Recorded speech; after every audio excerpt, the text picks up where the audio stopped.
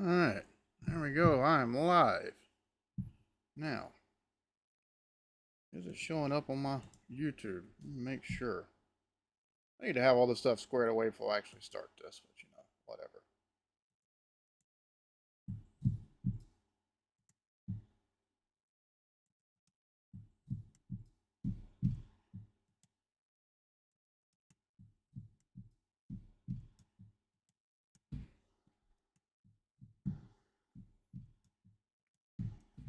Make sure I share this out. Like, I really am bad at this.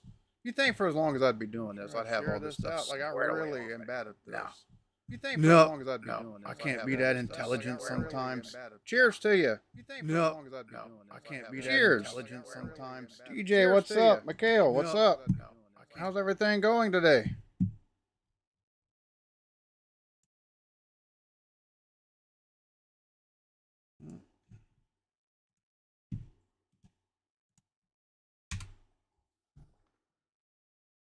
There we go. Let me. All right.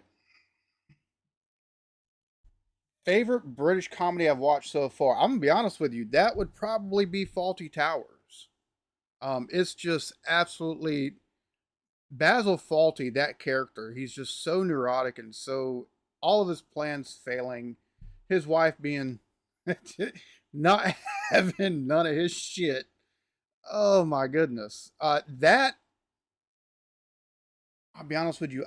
I've loved what I've gotten through so far of Only Fools and Horses, but Dairy Girls as well. Like Dairy Girls is a show I can go back to over and over and over.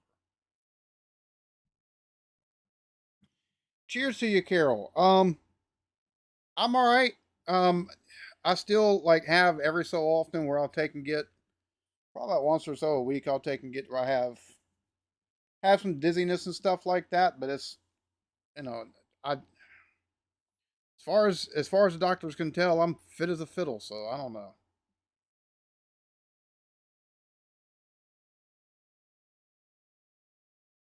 How do I eat without also? I'll be honest with you. It's past time to take and trim this portion of it and trim this down a little bit as well, so that way everything doesn't get caught up in here. So, I you have to eat very very carefully. So cheers, Andrew, Sam. We got Andrew Calvert, Andrew Roberts. For all the Andrews in here, hello. There we go. That way we take and just make a blank hello to the Andrews. Roy Chubby, I'm gonna tell you what, like a lot of our comedy gets shit on, but we've got some fantastic comedians. I think Roy Chubby Brown would. I think he would take and play well over here because there's quite a quite a audience for raunchy comedy around here. For the stuff that's considered blue comedy and stuff like that. I mean, you take a look.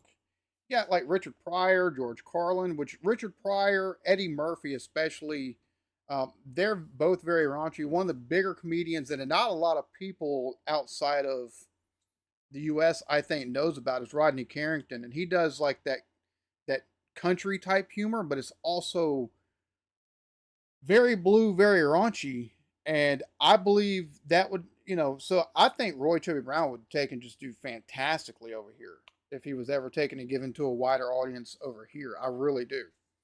Um, I like one of my favorite comedy albums of all time was is Eddie Murphy. Not only his Delirious Live, but there's an album before the Delirious Live album, and it's the one where it's got the buckwheat and a couple of other things on there, and it's hysterical. It's absolutely hysterical, and yeah, I think that would definitely play well over here.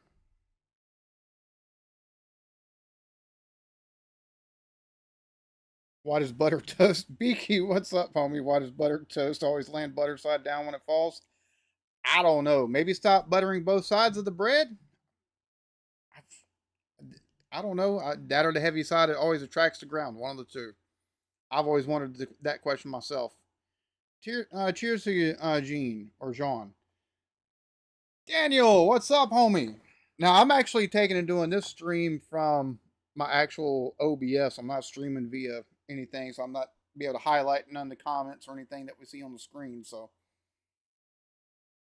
Twisted, cheers to you. Vanessa, I'm gonna tell you what, Vanessa Kitty is probably out of everybody that's in here right now is the longest standing supporter of the channel. It wasn't very long after I started reviewing beers and stuff like that, and I think also once I got in with not only started reviewing beers, I think about a year into it, I took and met Rod J, Beer Ventures, one of my good buddies on here, and even outside of YouTube itself, like we pretty much talk every day. Vanessa come over, I think maybe from his. I'm trying to remember, but I just know, yeah. El Doof, El Doof, cheers to you, homie. Yeah, this is one I actually created using AI. Twisted. I used Midjourney to create this background. So I don't know about truly awesome Vanessa. Like it's alright. Like it's all right. I got some really funny reactions, and I got some really It was funny, but it's not like dead parrot funny. So yeah, that's what I thought, Vanessa, from Rod's channel. Cheers to you, Joe. So how's everybody doing today? What's everybody up to other than listening to my goofy behind? Blake, Blake.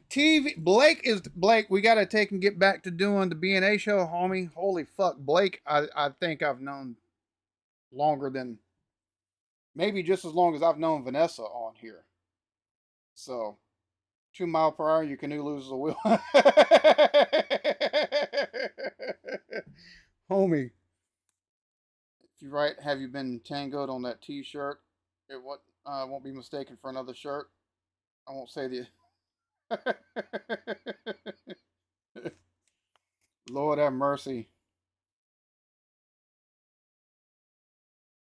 Hey, Daniel, we got to start our that podcast we talked about, homie. That we got to do something collaborative.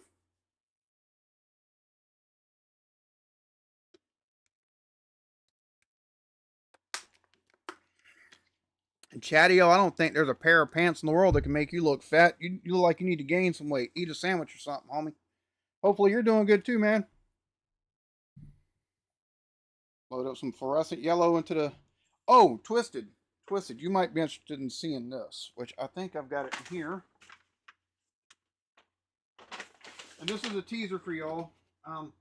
Also got kind of an announcement. So I've got this twisted. I just got this. And then I've got this. So it's just a little sneak peek. So no, crafty casting. No, I'm not in jail.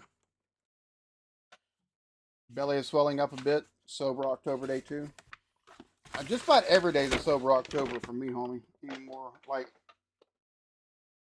I have not visited England. I want to. I should have probably about 2 years ago. But I'll be honest with you. Like, as it stands right now, I'd wanted to take and be over there now. And things just haven't lined up. It's wild. Like 3 years ago would have been like the perfect time to go over there. Now everything's just so through the roof, price wise for everything just to live.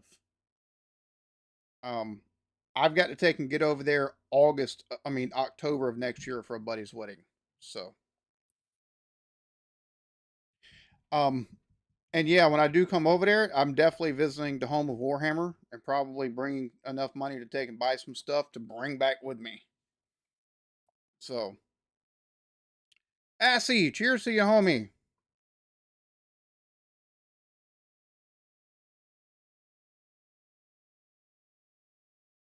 Absolute carnage over there. Similarities between the U.S. and the U.K. I mean, like I see the headlines.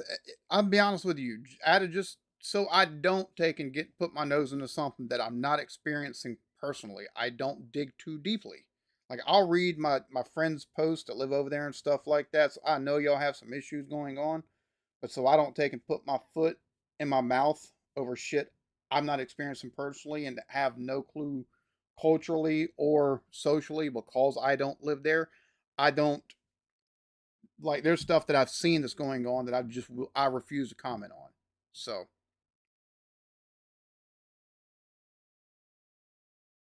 oh wow, so headquarters only models. That's kind of interesting.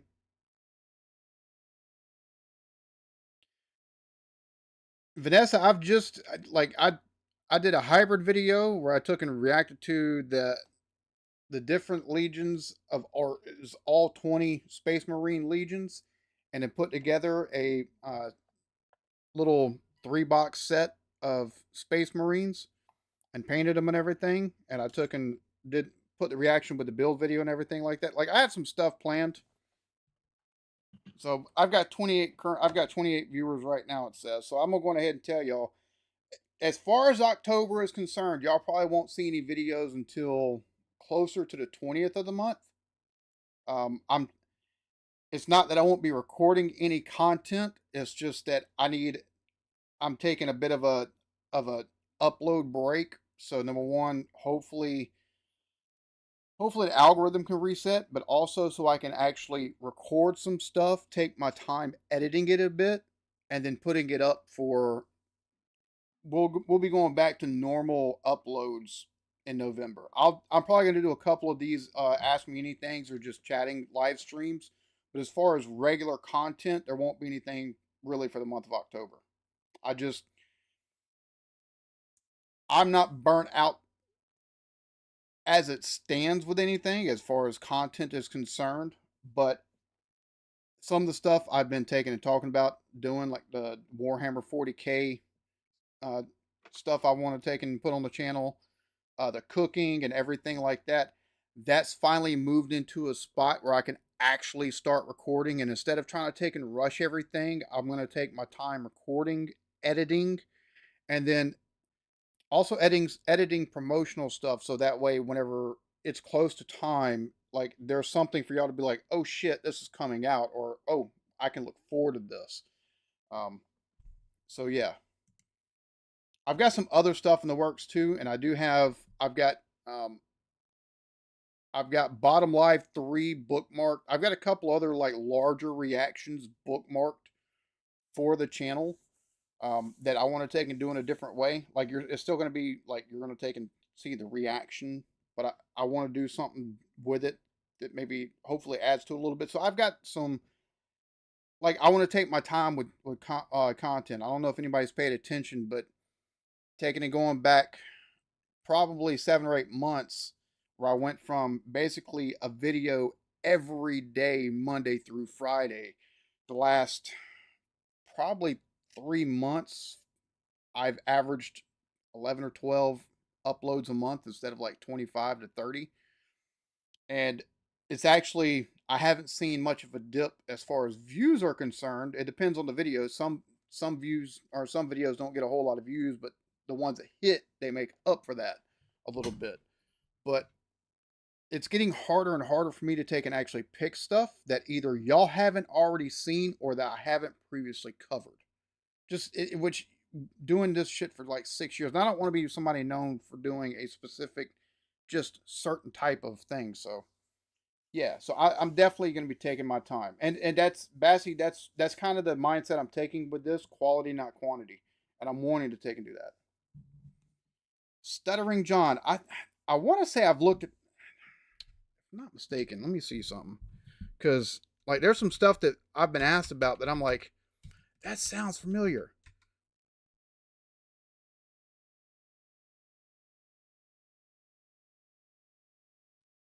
No, I haven't looked at him. So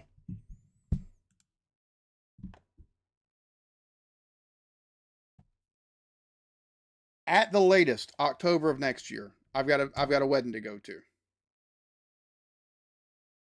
Like I wanted to be there. I wanted to be there last month, or actually end of October, early to the middle of last month. It's just like I was talking about earlier. Like the price of shit has gotten so bad as far as trying to take and just survive that it's made it kind of difficult to take and put back like I've wanted to.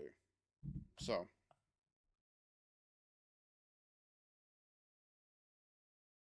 let's see. Yes, I've reacted to Tim Vine. I think I've got 2 reactions to Tim Vine on the channel, if I'm not mistaken. Which I'm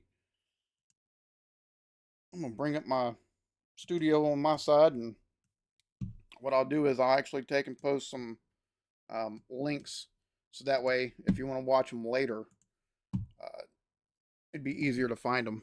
So because there's a lot of stuff, like there's a lot of people that folks have asked me, because I've been doing this for so long. Like, and I'll post the first one in here. Um, I've reacted to him twice. But there's folks that people like, have you reacted to this? And I'm like, it's been 3 or 4 years when I've reacted to him. Like, I've just, oh, Boomer, what's up? Cheers, homie. Thank you so much for that. Thank you, everybody. King Boomer, the king of the Muppets. I hope you're doing good, man. You and your beautiful family. Which we need to get together on some point in time, homie. I need to take and check in with you more often. I greatly do appreciate that. Yes, I've got plenty of Morecambe and Wise.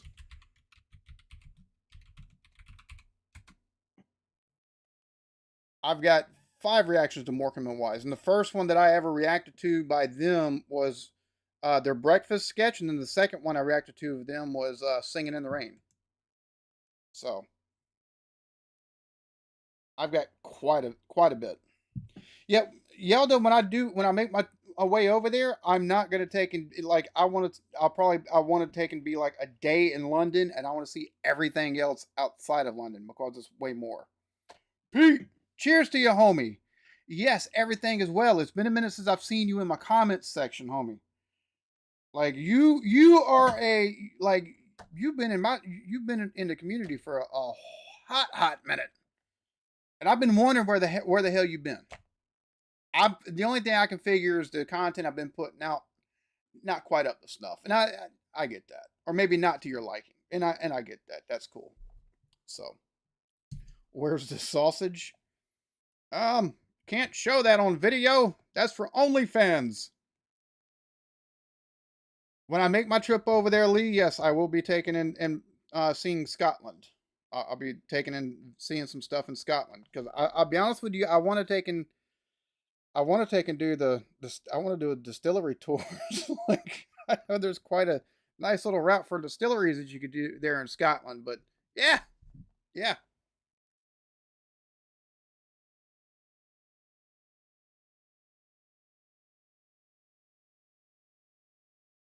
We'll definitely do, Lee. We'll definitely do. And whenever when I'm able to make the trip, trust me, y'all will take a note like 2 months in advance. Hey, I'm coming over. Let's plan this shit. I've got the plane tickets. Now we got to figure out what I'm doing. So you lose weight walking through good fresh food and walking about. Yeah, I mean, definitely doing a lot of walking will help. That would definitely help lose weight. Now, granted, all right, I'm gonna say this. Like I took in my last full time job that was lasted over 6 months was doing underground utilities, and I'd walk 10 and 12 miles a day. I didn't lose weight at all. I didn't gain any weight, but I didn't lose the shit neither. Because I can eat. I can eat a lot. I have not seen Mind Your Language. Mick Miller. I want to think I've looked at him too. Like there's some folks I've looked at Mick Miller twice, live in Vegas in a naughty routine. Alchemy Rum. Oh, Cambridge is beautiful. Beautiful. Edinburgh Whiskey Museum. Oh, that sounds like a spot I would definitely have to go. All right, so I've seen some shows recommended on here, and I'm gonna be honest with you.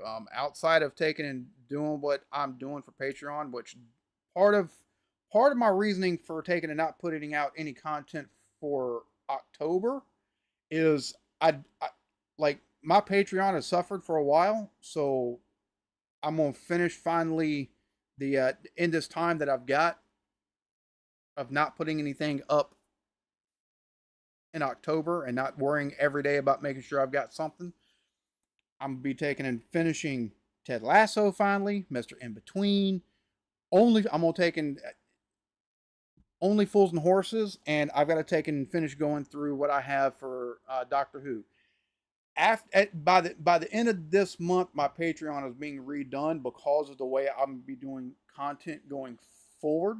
I'm not looking at any more shows as far as for reaction purposes, at least not in the foreseeable future. Down the road, I might take and have something that I start up, but it'll only be because of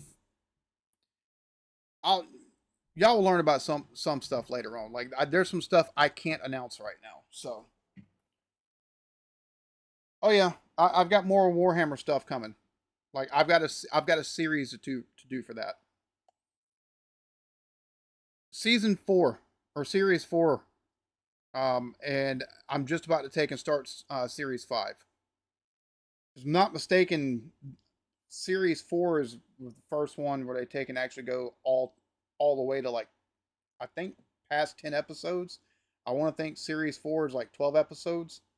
So I think Series 3 had 10, and the 10th one was Christmas episode. And then Season 4, I think it's like episode 12, is a Christmas episode. So, yeah. Am I an Elvis fan? Some of his music's all right. I just, for the most part, like I like some of the older stuff, like "You Ain't Nothing But a Hound Dog," and the early beginnings of like rock that he helped make mainstream. Um, to me, there's a lot of his like ballads and some of the stuff that he sings. Like you can tell that Dean Martin is a big influence on him, or at least for the way he sings for some of his ballads, you can tell that Dean Martin was an influence on him musically. But past maybe Suspicious Minds and yeah, like he's not really one of my favorites to be honest with you. I'd rather actually listen to Dean Martin or um, Bing Crosby or Frank Sinatra or somebody like that than Elvis. So Father Jack from Father. No, uh, I can't promise to be more like Father Jack. Gene, that's what a lot of some people might consider that a hot take, but I agree with you. I think he was a better actor than a singer. I honestly do. So I'm with you on that one. Like I enjoy his movie stuff more than I did his music. Cost of models and the paints. Yeah, that's been my barrier to entry so far. Has been just a cost. Like just for these two right here is like $80. So now, granted, you get 10 models in this to paint, if I'm not mistaken. But $50. Holy shit. Yeah, 10 miniatures. But still, which one of the things I've got to take and get will be the codex as well for these. So just a teaser, since you already see, since those of you that paid attention, that's Leagues of Voton. That's the army I've selected. Um, but, you know, I like the idea of space dwarves. Steve, also, I seen, where is it? Where is it? Steve Punk, cheers to you. Steve N, Scotch Kong, Sharp Intake of Breath. Is that a show? Having a clue of what Warhammer is? It's tabletop gaming, basically. Except you buy the miniatures, put them together, paint them, and then you got dice and all that kind of stuff involved. Wargaming.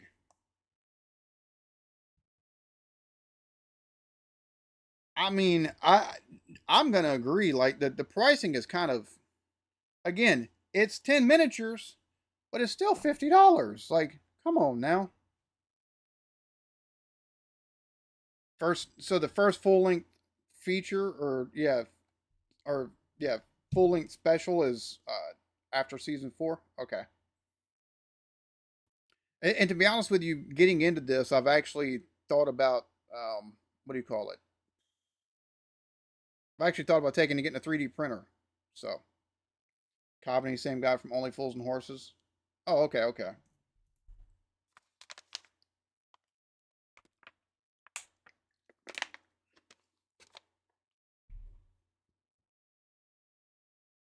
You probably got. Lord have mercy. So, which I think, I'm be honest with you, like the last video I took and put out was the one that I actually, normally y'all wouldn't see that kind of content. Normally that would be something that maybe I might put out on Patreon, but normally it's just taking go in the trash bin. I'm like, I delete, empty recycle bin. But that's one of the things. How long has it been since I shaved the beard? Let's see, I shaved in December, and I've done some trim since then. But I've done trimming around this, but I haven't touched this portion of it since December. Because in December I shaved it all the way down.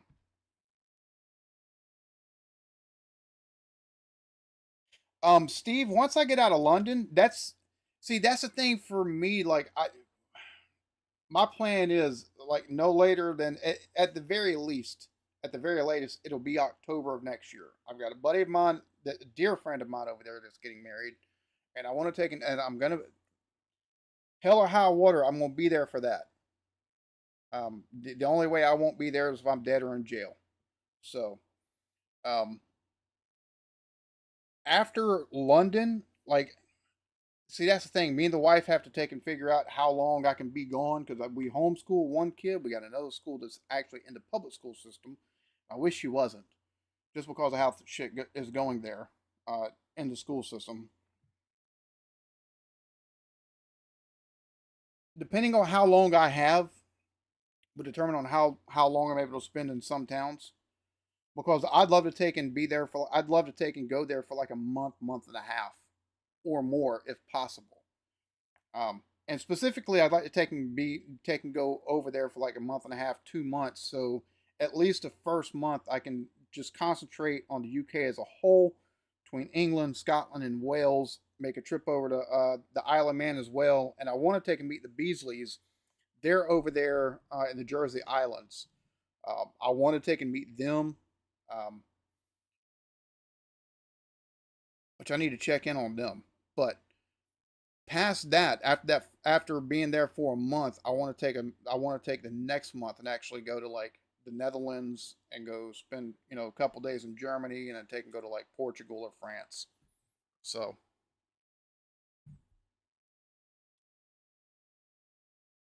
Kenny Dalglish documentary, become a human traffic cone. Well, a human traffic cone probably a little bit better than a Slovakian traffic cone. Don't look that up. Just trust me on that. Anyways, same thing, Steve. Same thing. And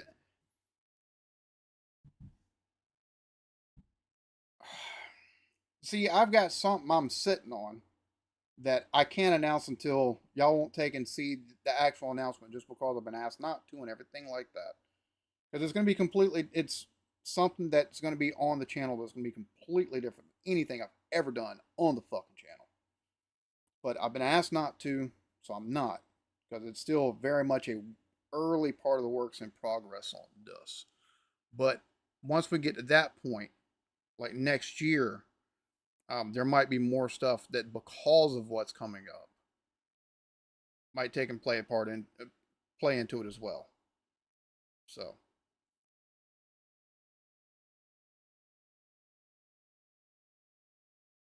Andrew Roberts, probably not, to be honest with you. I'll probably finish those on my own. The problem is with YouTube,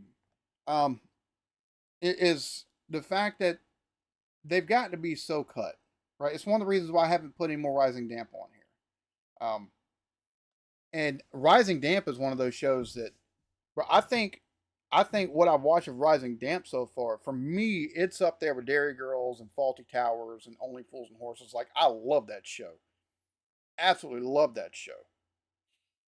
But the way you got to cut it up to get it on YouTube is just, man, it makes it such not only a pain and a drag, but it makes it an unenjoyable experience for the audience for the most part as well.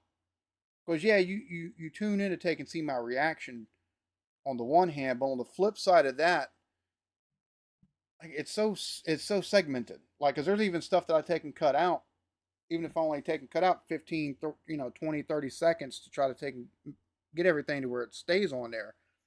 So for me, since and that's the thing, like with Ted Lasso, they've been taking to do like 5 seconds of show, 5 seconds cut out, 5 seconds of show, 5 seconds cut out. I could expand it sometimes, and the spots that were getting cut 9 times out of 10, they didn't make a whole lot of difference unless it was in the middle of a conversation. And if the conversation didn't mean anything, I could just cut that entire conversation out, and it'd be the next portion, and I kept as much context. It's harder to do with some of these older shows, so I just don't see putting that kind of stuff on the channel going forward, unless I was to start a different channel in the future, specifically to take a look at shows and stuff.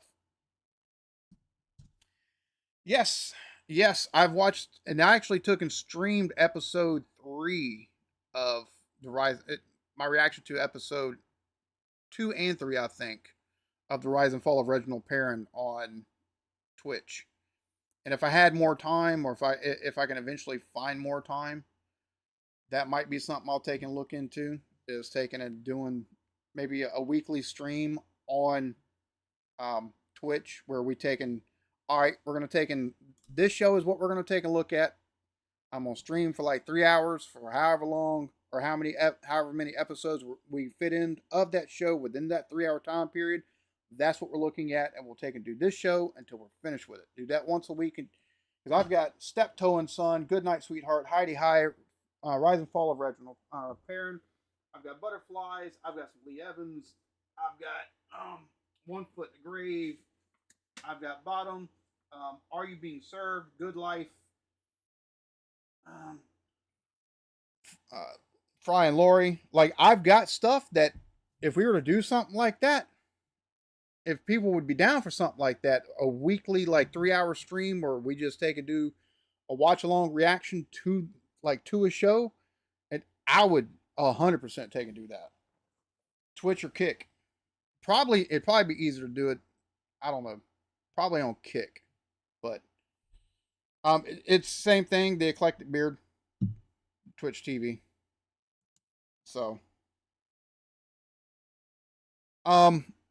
Blake, I haven't played Warzone in almost a month, homie.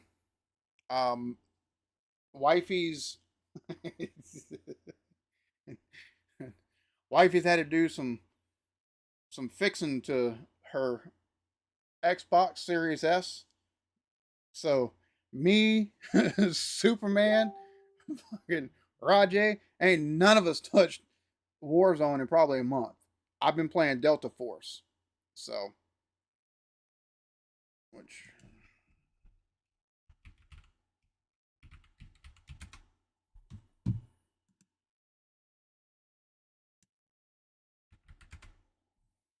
it's funny you say that, because wifey just told me download the beta for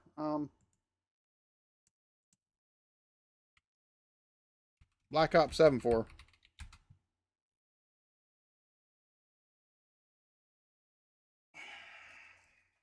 Does it still work? I don't think it does, because I was gonna try to log in, but it's the Eclectic Beard. I gotta take and change some stuff for my Twitch, apparently. So yeah,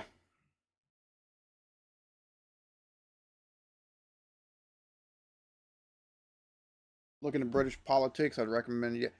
That's the other show, Ainsley. That's the other show. I'll be honest with you. If I Steve, if I do it, it's more than likely because I can't. Twitch is kind of funny with some stuff, more than likely, I start this, it'll be on Kick.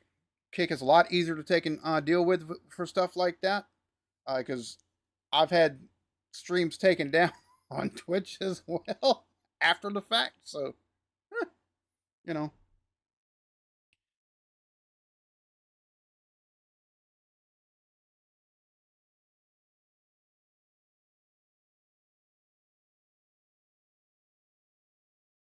So Andrew, I'm going to after I finish the stuff that I'm actually reacting to right now. Like, and I'm so far behind. I can't express how far behind I am on everything. I'm going to get to some other stuff, but like I said, about once I finish these shows towards the end of October, I'm going to redo how it's set up with Patreon. So there's a tier specifically for just the older shows because outside of that, everything is going to be layered in a different manner than what it is now.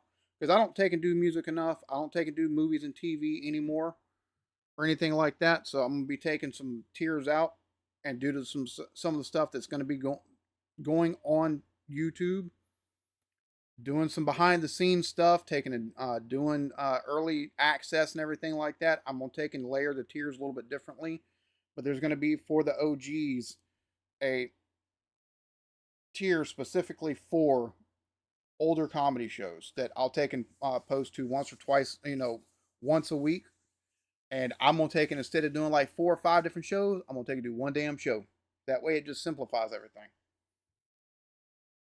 Hogan's Heroes. Oh, I don't think I've ever watched that.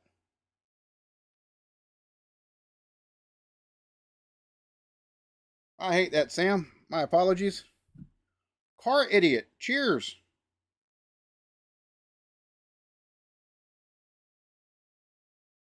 See, Andrew, the problem is, like, for me, especially early on, when I started the Patreon and I was like, oh, shit, I can add so much more value. Taking and not factoring in daily, every day to day life, and then plus what I'm trying to take and record for YouTube and the editing that's involved and stuff like that, I bit off way more than I can chew. So I've done a massive disservice to the people that are on my Patreon right now.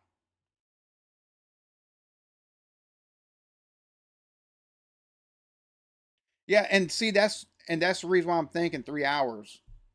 We could watch a season in a sitting possibly, and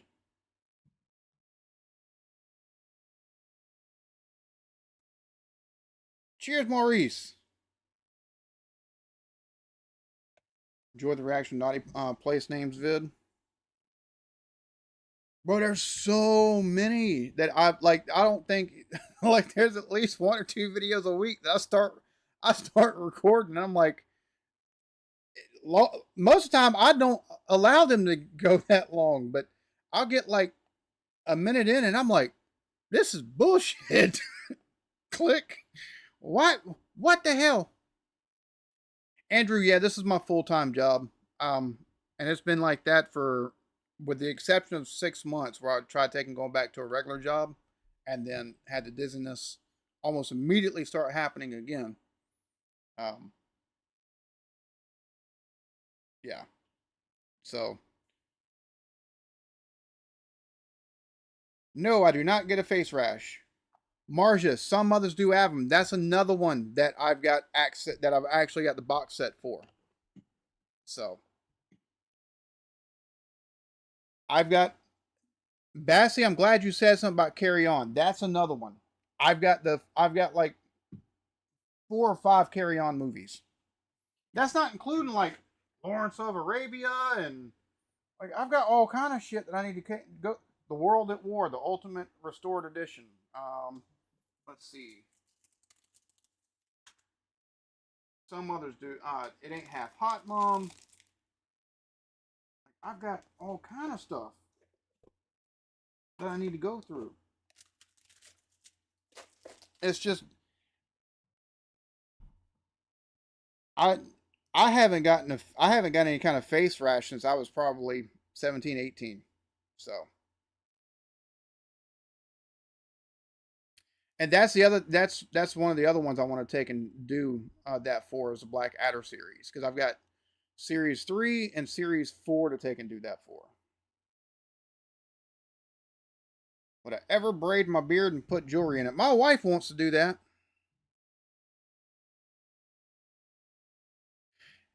Yeah, American shows are just like you've got a lot of cutting to take and do, like a lot. There's some people that I don't understand how they're able to take and get some of the stuff on that they've gotten on. Like I'm like, how you've got less editing it looks like than I do, but your shit's gotten up. So I don't. It is what it is. No, Sam, I do not do that.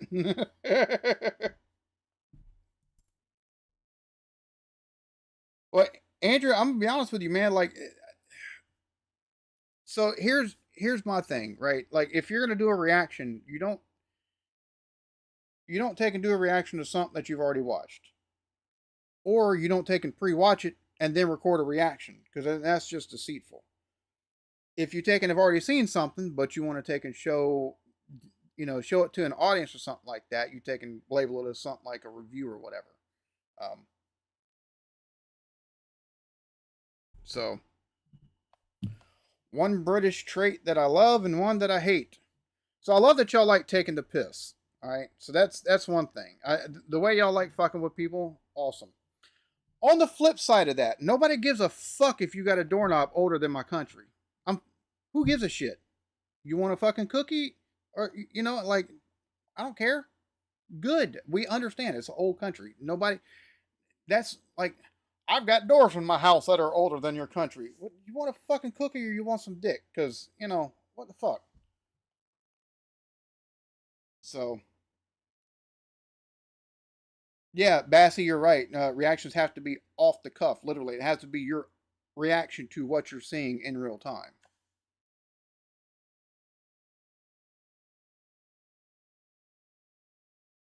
So those are the two British traits right there. The fact y'all like taking the piss, but on the flip side, like the whole my house or the church down the road or my fucking doorknob is older than your country. It's like, give it a fucking rest already. We get it.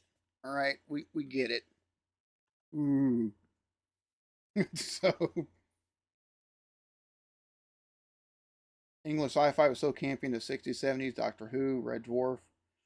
Red Dwarf is one I've got to take and I want to take and I want to finish that show. I've watched like the first 3 episodes. Oh my god. Have underpants older than some of my viewers? I'd be surprised, Gene, because my demographic, the people, most people that watch my show are age like 40 to 65. So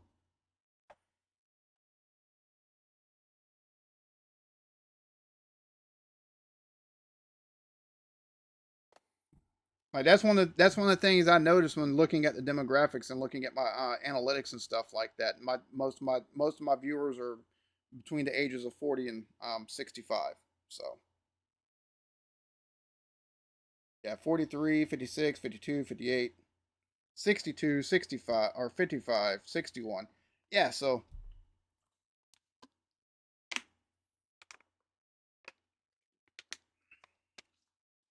Gene, unless you're still rocking those some Pampers from back in the day, be kind of hard to be have some underwear older than my viewers. So I think 80% of my viewership comes from that demographic. It's like I've got 7 or 8% on average viewership from like 25 to 35, and like 1.5 2% on average from like age 18 to 25. So you know that's why you like the proper old comedy.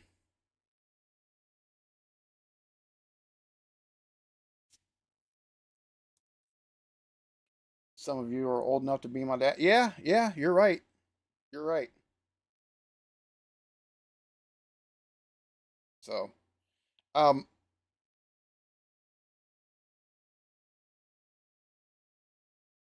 anybody got any like crazy questions or anything like that? Oh, Bassy, trust me, I appreciate the likes. I appreciate the likes, but the statistics for the way stuff grow now on YouTube is completely different from a couple years ago, where that mattered a whole lot more. El Doof, notice you haven't mentioned your viewers' intelligence. Y'all have that? Y'all are watching me. I'm not that smart. So, you know, why do men have nipples? Because they're fun to play with. I'm never running for US president. Ever. So right now I've got a broke down we've got a broke down Chevy Impala we're trying to fix. So when I do drive, there's normally the mother-in-law's vehicle because she lives directly in front of us. And it's a 2015 Nissan Altima. So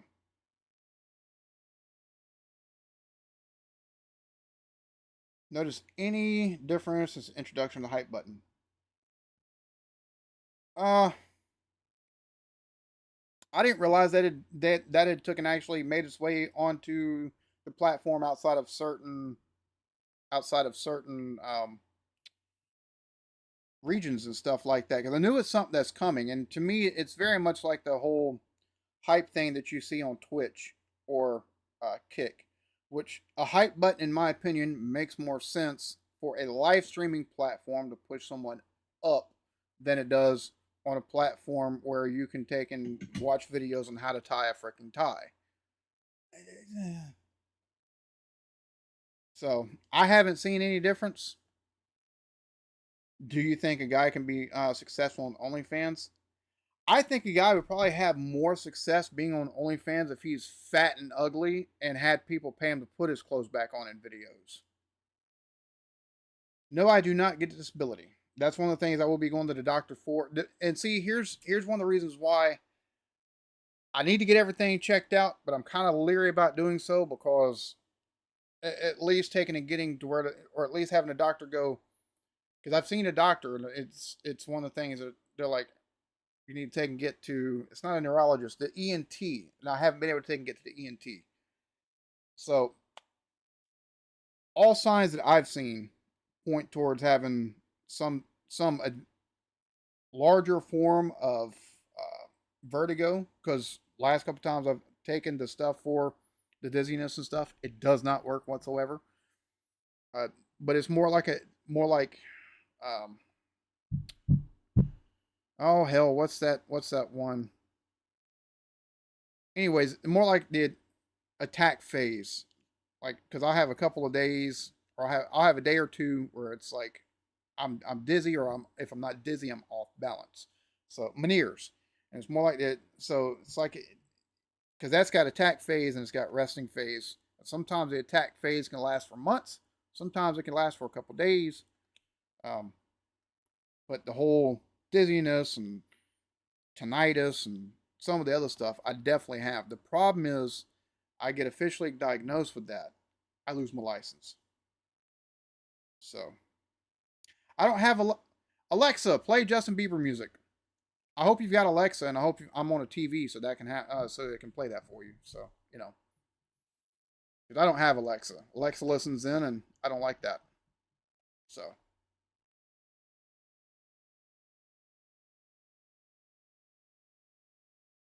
the goodies, I have not.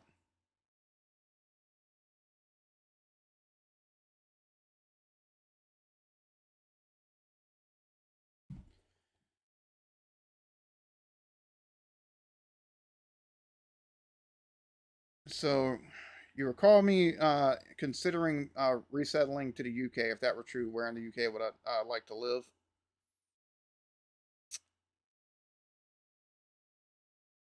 I'll be honest with you. Like I've seen areas of around Lancashire and areas around Yorkshire that look beautiful.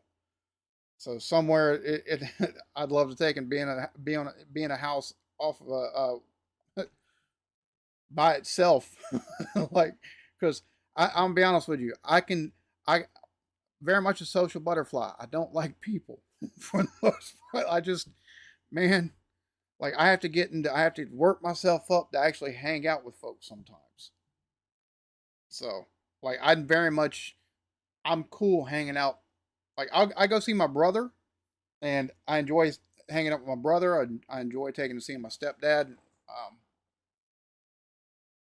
And I love hanging out, and I love when I hang out with my wife and my kids. Past that, like unless you're some of the wife's family that I really enjoy, I have to either have known you for a long time, be really good friends with you to go hang out, or I have to get myself in a position to where I have to work myself up to where I want to take and go out and be amongst a whole large group of people.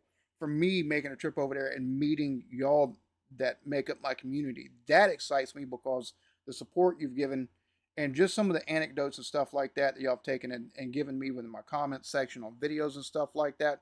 For me, that would be a thrill. But I would have when I get back home, I would have probably a 6 month decompression period just cause. So what the hell just happened?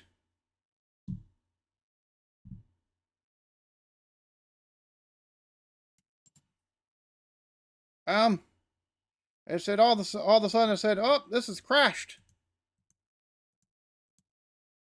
So, whoops, my bad. Yeah, and that's the other and that's the other thing that concerns me, Steve, is the fact that it's incurable. Like it doesn't.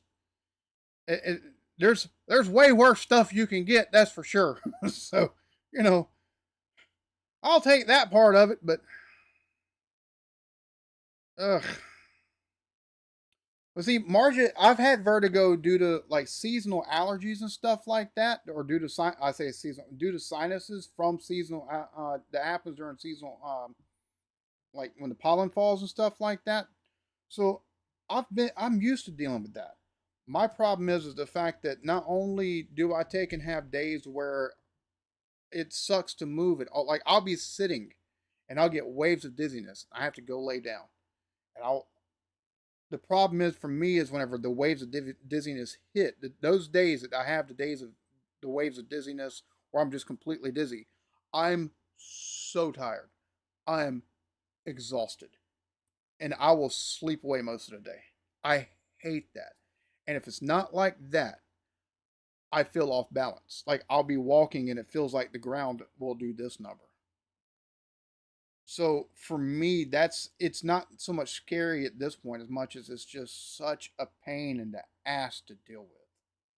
Like, oh my god, it's such a pain in the ass to deal with.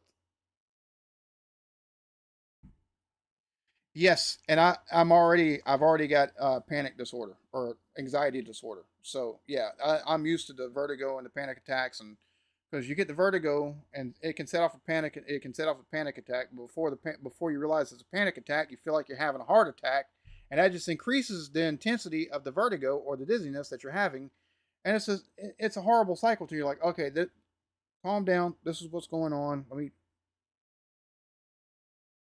it sucks. So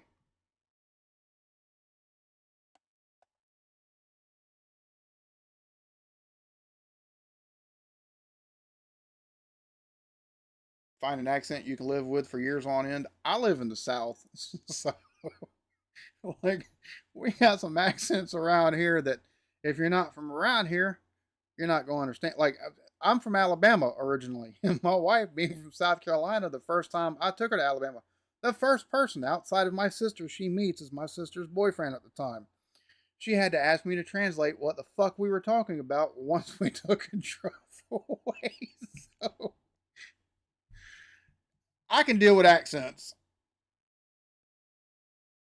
Thought about getting a new wife. No, my wife is my everything. She she's a good one.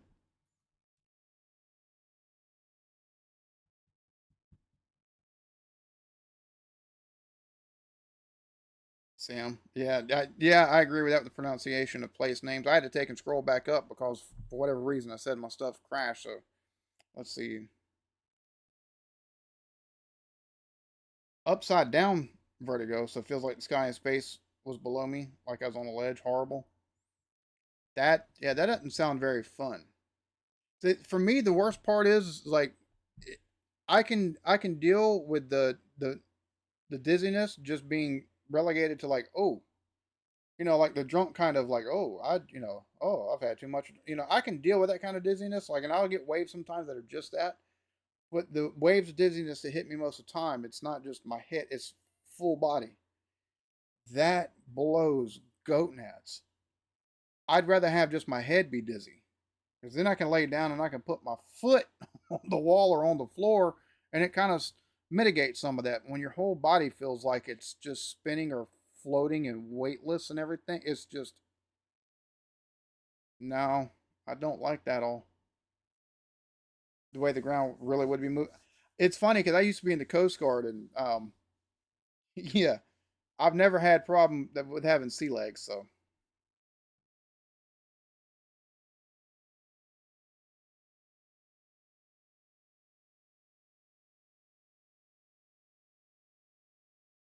what Sam, when I'm dealing with stuff like that, I don't move. Like I lay down on the bed 9 times out of 10, or I sit as still as possible in the chair and try to watch stuff. Me and the wife have been married for, let's see, my daughter just turned 14, so we've been married for 13 years. So, no, she has not, Steve. And it's not so much that she's camera shy, because she takes fucking selfies all damn day long. It seems, well, I say that not all day long, but she takes selfies and she'll post them on Facebook and Instagram. It's the being in front of the camera and talking to folks is not our thing. Mr. Blake TV that was in here earlier, she's been on his, she's been on a live stream of his before, and then my our buddy or his my buddy JV, who I met Blake through, she's been on his streams before. So she's been behind the camera before, but it's just not her thing. She'd rather be talking shit in the chat, because her favorite thing about live streams, especially with for folks that we're friends with through YouTube and stuff like that, it's not. She likes watching them and supporting them, but she loves she likes the chats that can happen outside of what's going on on the live stream in the chat itself in the comments. So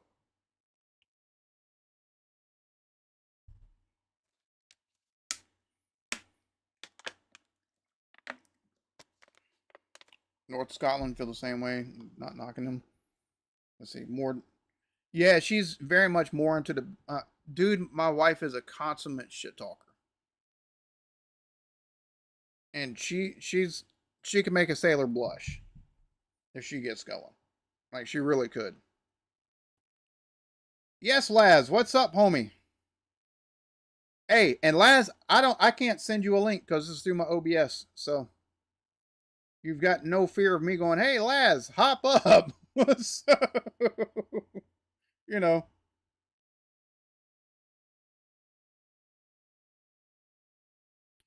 Well, it's funny. I used to take and go live a whole lot more often than what I do now. And I need to get back to it, a couple times a month so I can take and, chat with y'all, or take and do something community based, whether it be geo guessing, which I suck at, or playing some kind of silly game or something like that, or do like a viewer gaming, stream or something like that. We play something like Fall Guys, or something like that. Now I have taken and played Warzone on here, and had a viewer. No, we've had like two viewers take and hop up and actually play with me and my squad. Art Monkey, and then I can't remember the other guy's name at the moment, but so yeah, it's a synagogue was recently attacked in the UK. We just had over the weekend, we had somebody drive their car into a Mormon church and then open fire.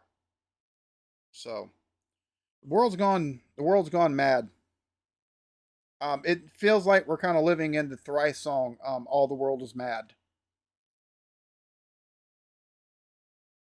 which I'd love to take and get tickets for their Charleston show. If I'm not mistaken, they perform later this month.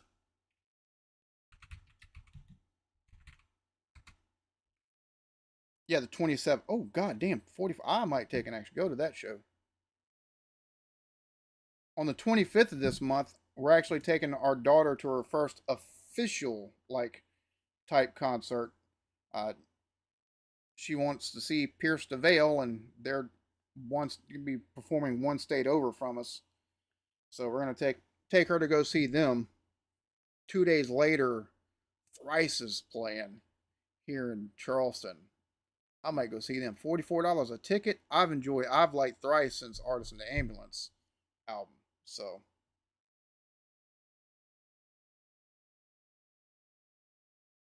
gaming would be fun. I've got an idea for a gaming series. I don't know if it would fit on the channel because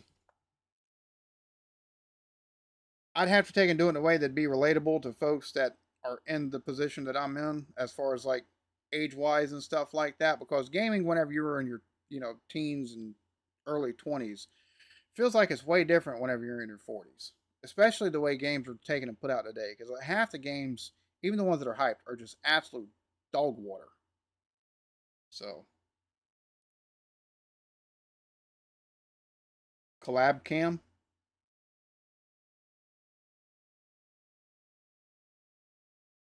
Is that what you used last? Collab cam?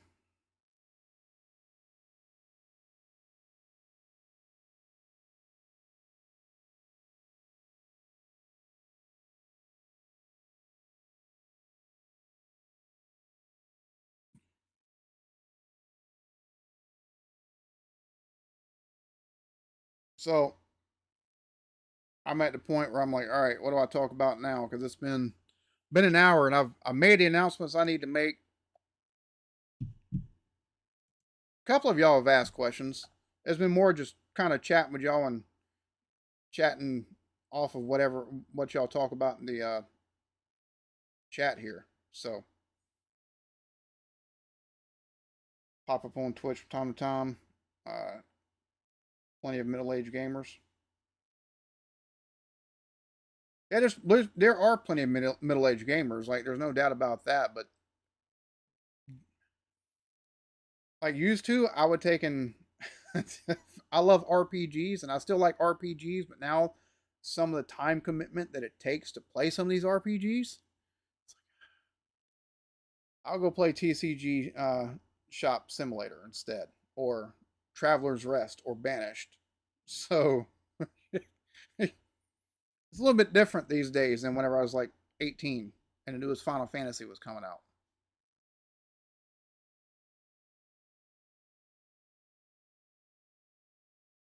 Thank you, Peter. Much appreciated.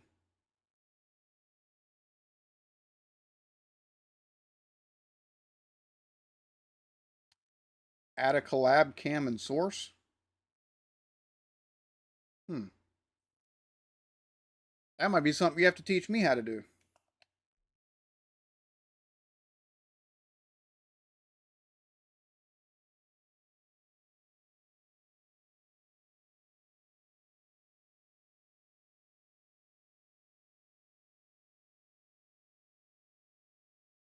Yeah, I don't see anything for a collab cam, so there's that. But got done with Baldur's Gate 3, a few hundred hours of great storytelling, but now I need to break. Oh, I get it. Completely get it. It's funny because I played Baldur's Gate 3 in whenever it's in beta, and since it's been released to the full version, I've yet to play it. Thank you, painters. Hopefully everything's going good for you. Laz, now you know better than that. There's a lot of stuff you're gonna be teaching me here shortly, at least helping me with. So,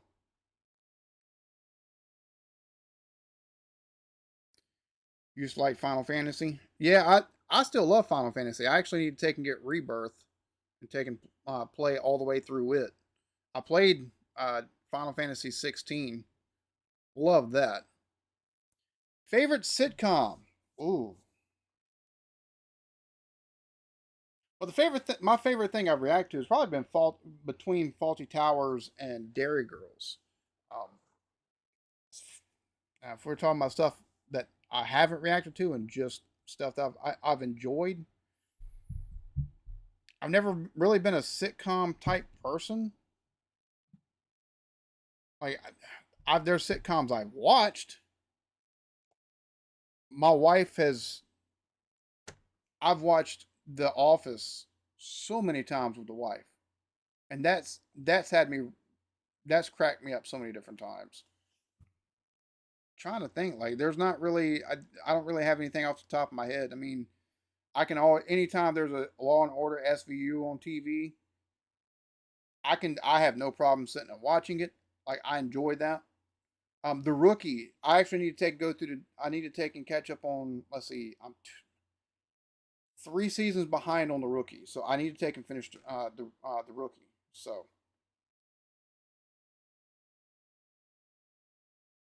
Laz, what's taking your ass so long to get over here? Well, Laz, um, you know how money is, so that's what's taking so long. Money.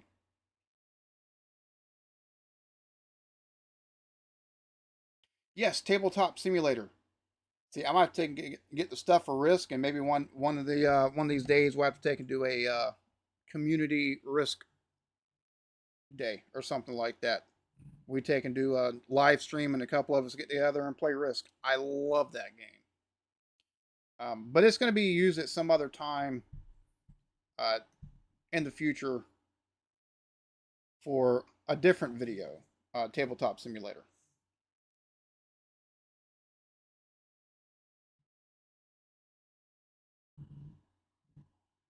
All right, so I'm gonna have to. All right, so I've some others do have them. There's some other stuff too that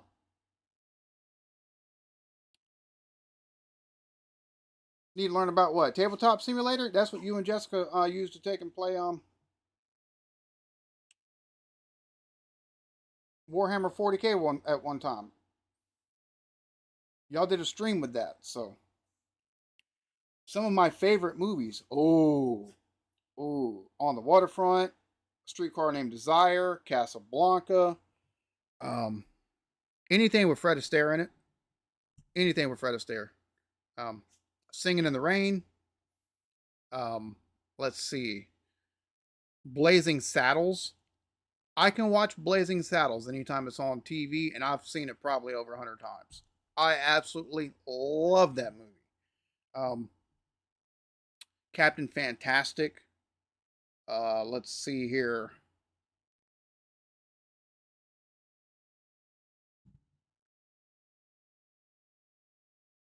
That stream isn't there anymore. Oh.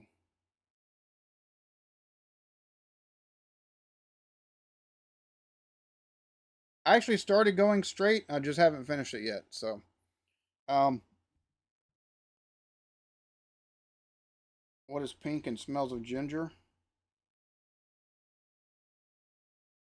I don't know. What is pink and smells of ginger?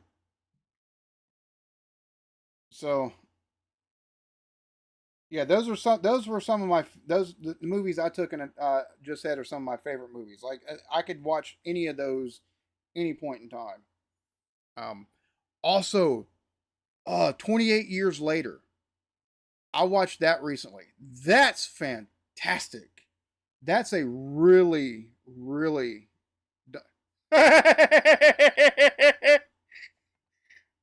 Fred Astaire's middle finger. Oh my god. Yo, that's so fucked up. But Fred Astaire did so many movies with Ginger Rogers. So, yo, that's hilarious.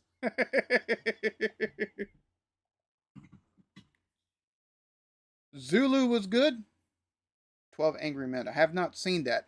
That 12 Angry Men is actually on my list of things to watch. Because, if I'm not mistaken, 12 Angry Men takes place all basically in one room. And so, yeah. I love the original Ghost. Yeah, I love the first Ghostbusters movie. The first two.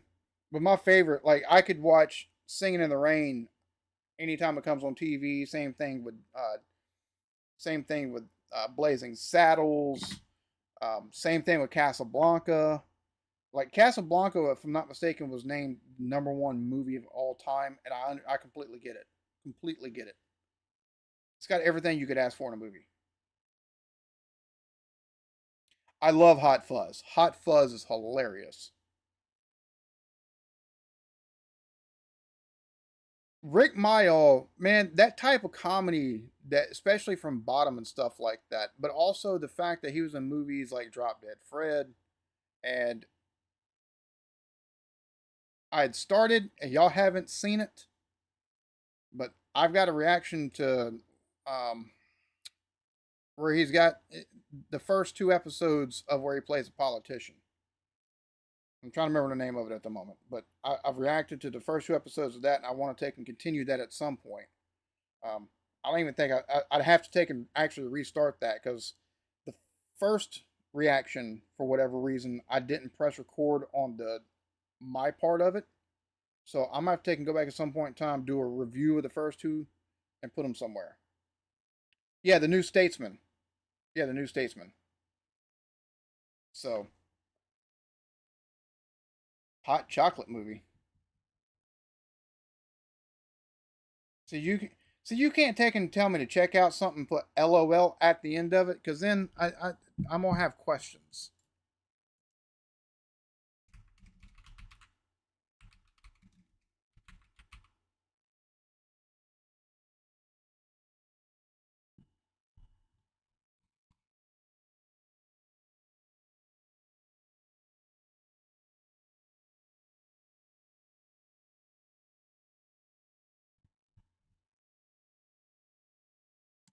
Anyways, Hawkwind.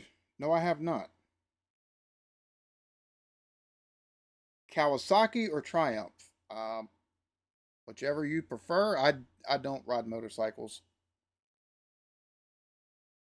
I have respect for anybody that does, especially at a high level. But you know,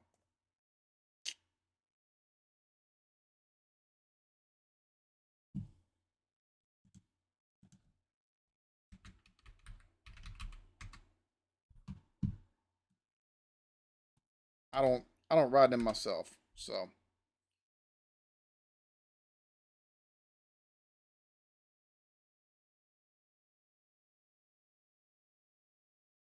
yeah, no, never heard of Hawkwind. I had to take and go. They're a band. What do they do?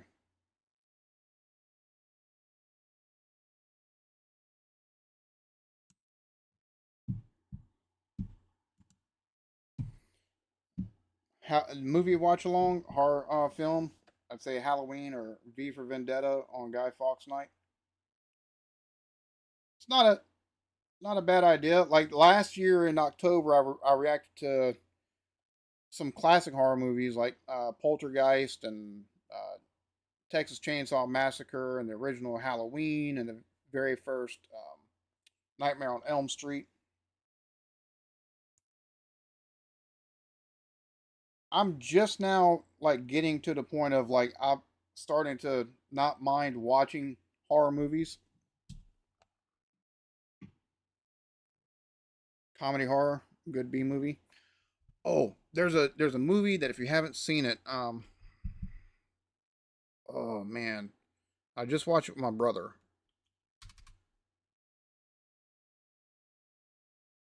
Shit, what's the name of it? Because it's very camp, old camp style, like campy type. But it's very new. In a violent nature. Holy that if you haven't seen it, I highly recommend. Also, I tell you which one of the movies I'm gonna take and be buying here in the very near future because I watched it. I actually did a reaction to it, and I don't think it. I think something happened to the reaction. Either it's one of those ones that um, I recorded and then my computer went down, or something like that. But Mandy with Nicolas Cage, that and it's not really a horror. I wouldn't call it a horror, but holy shit, that's one of the better movies I've seen for a while. Same thing, like Long Legs with Nicolas Cage, which his revival of acting and stuff like that. His his his recent run has just been glorious to see. Yeah, dogs. Yeah, I watched that too. Dog Soldiers. That was one of the ones last October that I took and reacted a reaction to. I've heard the Great Train Robbery. Have not took and reacted. Let's see, or have not watched.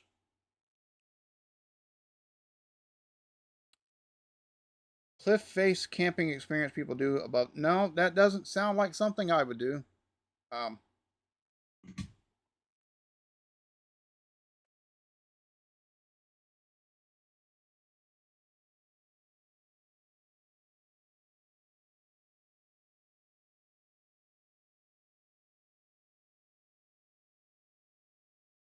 let's see.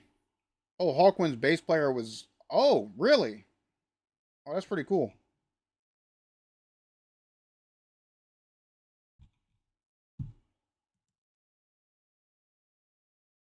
Hammer horror TV show.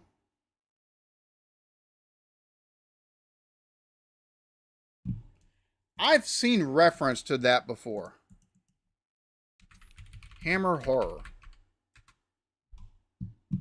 Okay, yeah. I because somebody took and actually recommend asked me last year around this time on one of my in the comments of one of my reactions if I'd ever took and seen any Hammer horror stuff, and I hadn't. So Curse of Frankenstein, Men of Sherwood Forest, Man in Black, Quartermass. Let's see, you all. Let's see.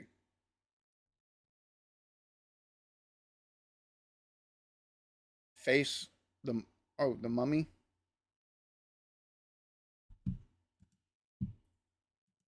Yeah, that's some stuff like if y'all would be down, like maybe we'll take a set aside a Saturday or something like that, a Saturday evening or something. Would be Saturday evening for y'all. Taking, I'll do a community poll on here, and then we'll take and go on Kick, and we'll take and do a watch along for a horror movie. Y'all can see my reaction to it or whatever in real time. If y'all would be down for something like that, I'd be down to do something like that. So Uriah Heep,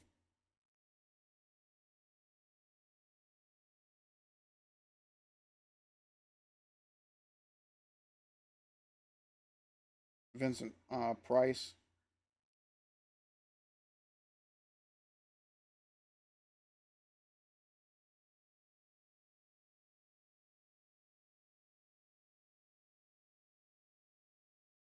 Lost Highway. I'm guessing that's a horror movie.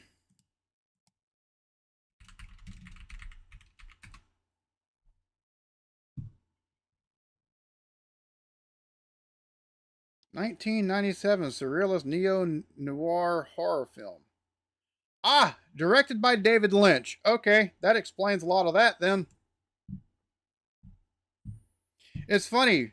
It's funny because David Lynch, he's actually the director or the right I think writer and director of the show I was actually watching before I started the live stream. I was watching Twin Peaks. Never seen that, but my brother told me uh, I need to watch it. So,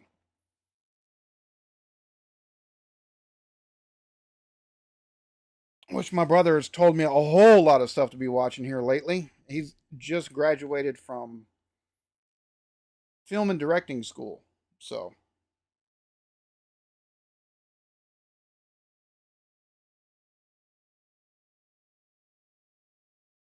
which is wild for those of you that don't know the newest that movie in the 28 days or 28 that 28 days film series or whatever 28 years later is all shot on iPhone Pro Maxes.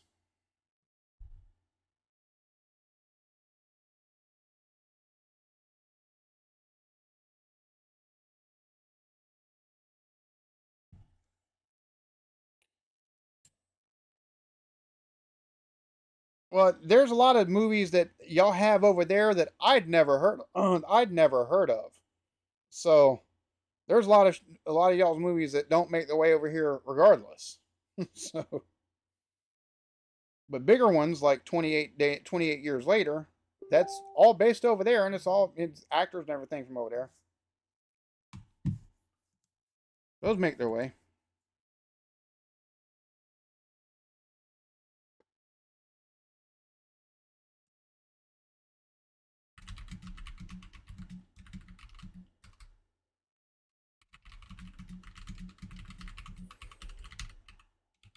So I just got shown something I've yet still don't see it on my side.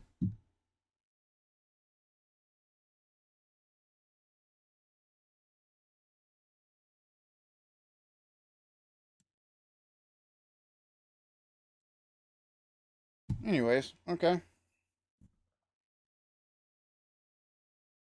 Yeah, the Rocky Horror Picture Show made its way over here. I've yet to watch that, but yeah, it made its way over here. Half of the Hammer horror actors ended up in Star Wars. Peter Cushing. Oh wow. Have not heard. I don't think I. See, here's the thing. I don't think I. For some reason, Tangerine Dream sounds familiar, but I don't think I've ever heard of the fact that that there's a band called Tangerine Dream.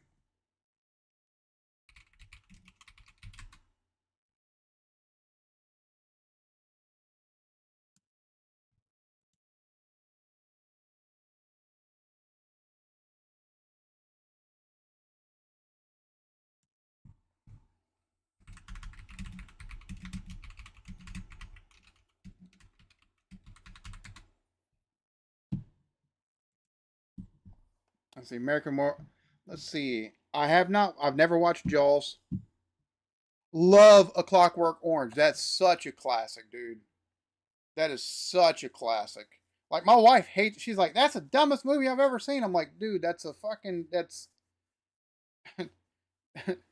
a that's a social commentary, basically, or a satirization of kind of the way things are done. Like that's such a good movie.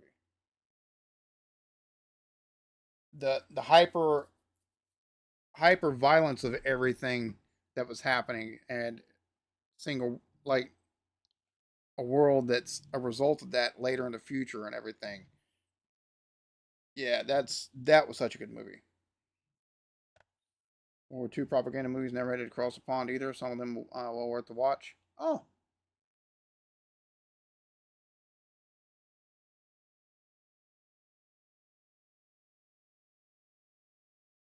wow, you're in a stage production of Rocky Horror Picture Show. That's pretty freaking cool.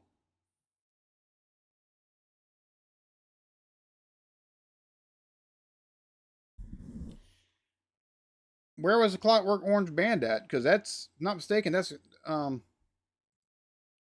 that's such a good movie.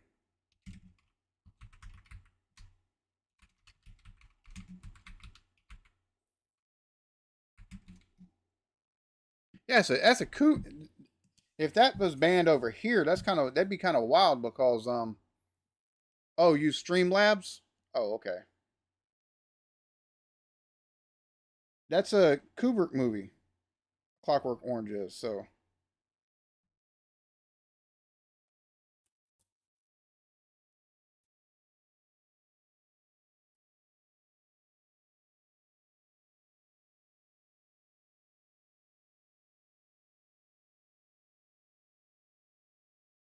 I have to give Jaws a watch. Just a con. Well, see, here's the reason why I've never watched Jaws. Right?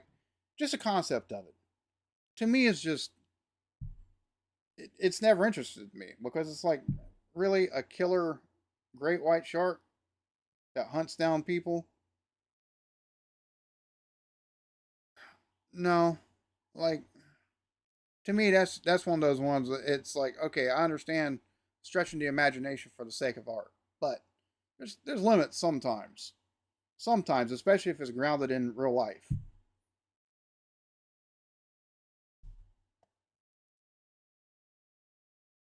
Subliminal cuts that were added. Oh, okay, okay.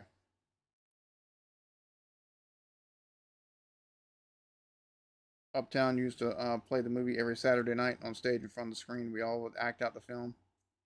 Oh,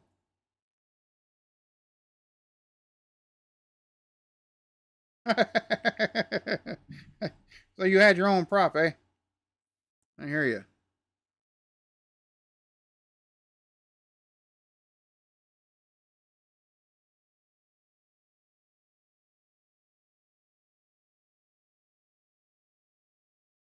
I see. To me, it's kind of cra- crazy that A Clockwork Orange was banned. That's even having subliminal stuff in it. Like that's just such a good movie.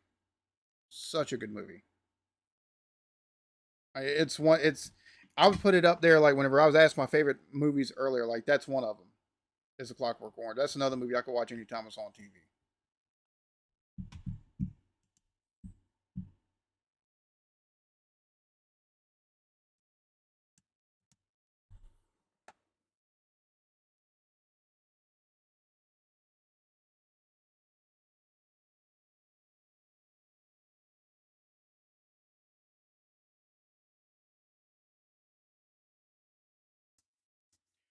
Oh, and Laz, the thing that I sent you yesterday, I've got to take and go through and add stuff to it. I've got to reformat it, and so yeah, I'm gonna have fun with that. Which it is what it is, but I think I think depending on how I take and what I have to add to it, if I do it right, it'll be really be it'll be better than what it is now. So, Mr. Bean, I watched some Mr. Bean skits and stuff like that. I've never taken the time because there's a Mr. Bean show, if I'm not mistaken, right? I've never. The next British cooking video will be Welsh cakes, and then it'll be Yorkshire pudding, and then I'm gonna be working my way up from there. Yorkshire pudding, toad in the hole, bangers and mash, and then I've got some stuff past that. So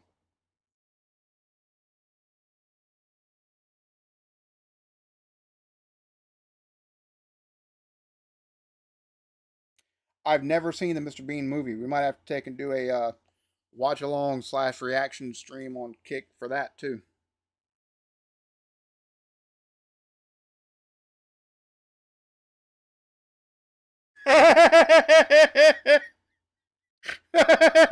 Blake. Yo. Damn it, homie. That's hilarious, brother. That's hilarious. That's funny.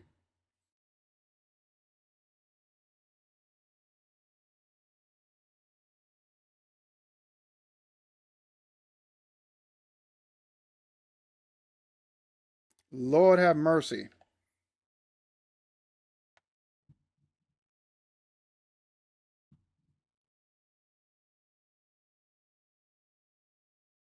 I'm not bald, but I'm fat. I could have the same thing happen if I, was naked in front of my TV because fat boy likes to eat.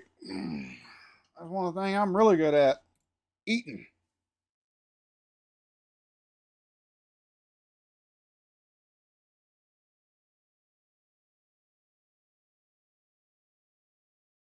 So, that being said, we've been going for about an hour and a half now.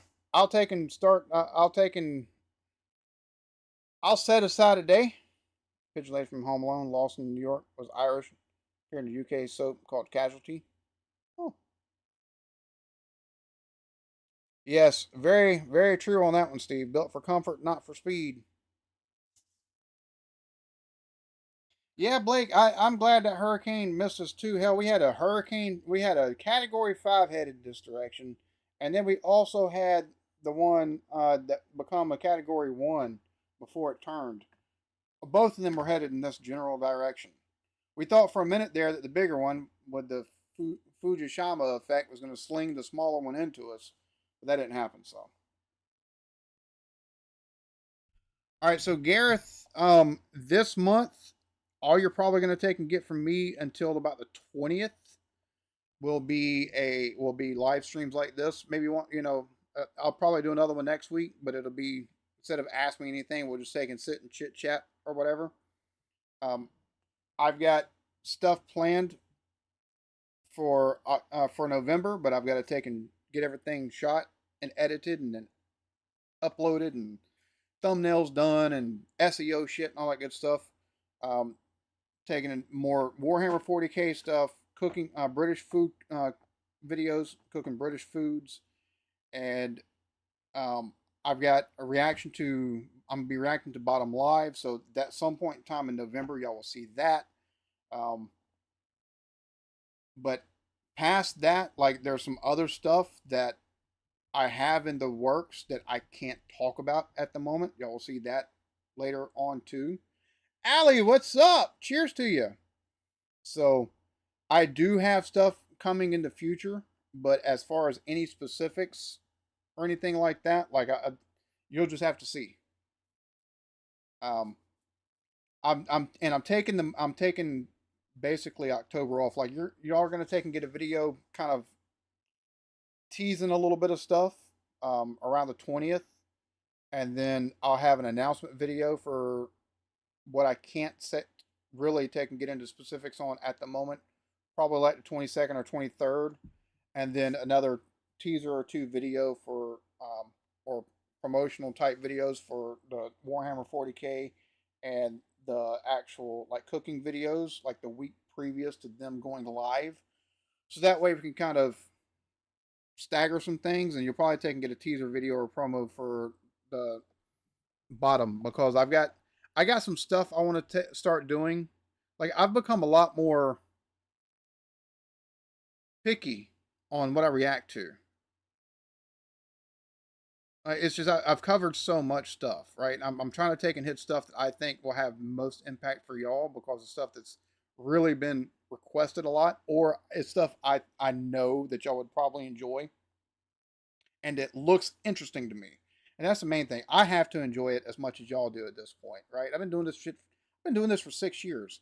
Like there's a lot of stuff that people react to. Like there's a lot of stuff that King Boomer reacts to that he does a fantastic job. Like Would I Lie to You is. I'd rather watch the entire fucking episode of that or uh, QI and Taskmaster. I'd rather watch the entire show than react to bits. That's the reason why I don't have more of that stuff on my channel. Like unless it's iconic type stuff like Carrot in a Box and stuff like that. I don't really care to take and react to bits from the TV shows like that. I'd just rather watch the whole shit myself. Because there's got to be other stuff that happened within that episode that portion come from, right? So that's the thing for me. So I've become a lot more picky, and so there's some different stuff I want to take and try with what I am going to take and react to. Because I'm gonna be honest with y'all, starting in November, y'all are probably gonna be getting one reaction a week, right? And it'd be a larger reaction. There's gonna be more effort put into the reaction itself because you're gonna get more than just a reaction, but how I take and am able to do all that and everything like that, I'm still trying to take and fine tune. Warhammer 40K and the cooking videos, I'm gonna do those like they're TV shows, seasons. So once I take and get through the end of the arc for putting together the army that I've chosen, once I've gotten through all that, I'll take about a month, about a month away from that specific thing, and then it'll be another season with it'll be Warhammer 40K, or possibly another, possibly another tabletop game, but more than likely Warhammer 40K because there's so many people within the community that actually play that. Same thing with the cooking. All of y'all would like to take and see an American taking and try y'all's foods and stuff like that. So the first season is just gonna be stuff that I've seen either y'all take and make mention of, or and it's going to be specifically like just specifically the UK. After the first season, about 7 or 8 episodes worth of that, then I'm gonna take and expand out a little bit. We'll have more than just UK dishes. So, um, I think I'm trying to keep it as much within the wheelhouse of stuff that we've covered in the past. I've also got some commentary type stuff that I want to take and do in addition to that. But I don't know when I'll get around to doing something like that. But like like I said, 22nd there's going to be an announcement. Like 22nd, 23rd, there's going to be an announcement on the channel. Um, I just things are a little bit too early at the moment.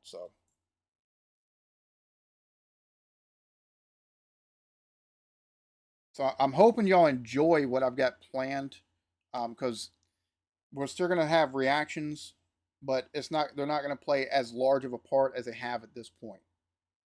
It's just I've done this for so long that it's like, okay, I don't want to take and I can't completely get away from doing reactions because they're still the bread and butter of what this channel is, the foundation, right? It's what I started this channel on.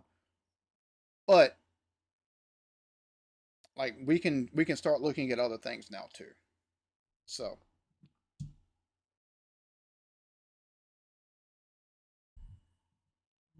well, Luby, everybody says, "Oh, do stuff that you enjoy," and that's not how YouTube works. Especially once you take and get you established within the algorithm itself the type of content that you put out. So that's the reason why that's part of the reason why I'm taking the month, other than to actually take the time to properly give this stuff the attention that it needs in every aspect. Because there's a lot of channels that take and do what they want, and they don't have communities. So, just not the way YouTube works for a lot of times, unfortunately.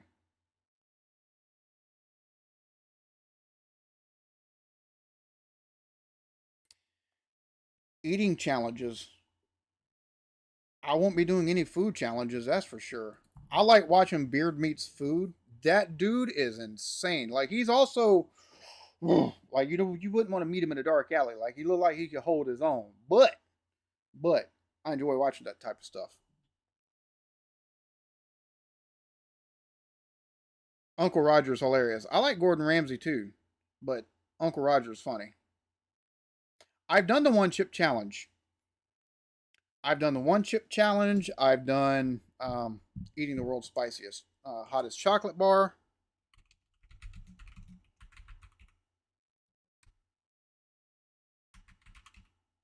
Not on this channel. Okay. It's on a separate channel.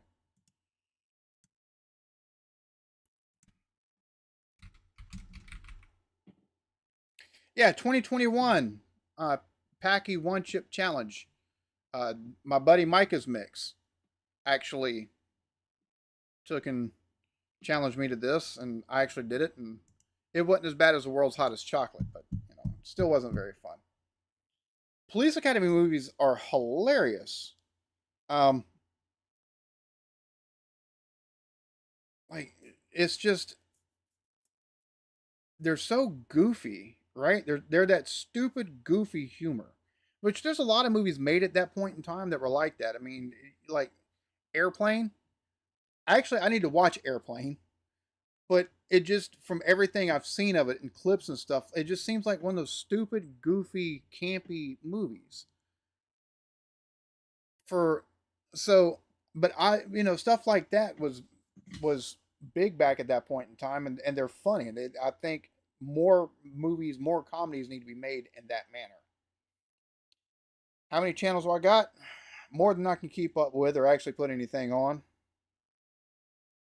This isn't even the original channel. The original channel is now called More Eclectic Beard Reactions, but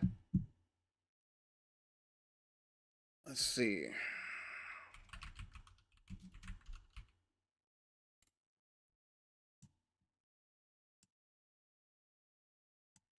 I will put this up. So if anybody wants to watch the world's hottest chocolate bar fail, you can watch that at your own leisure.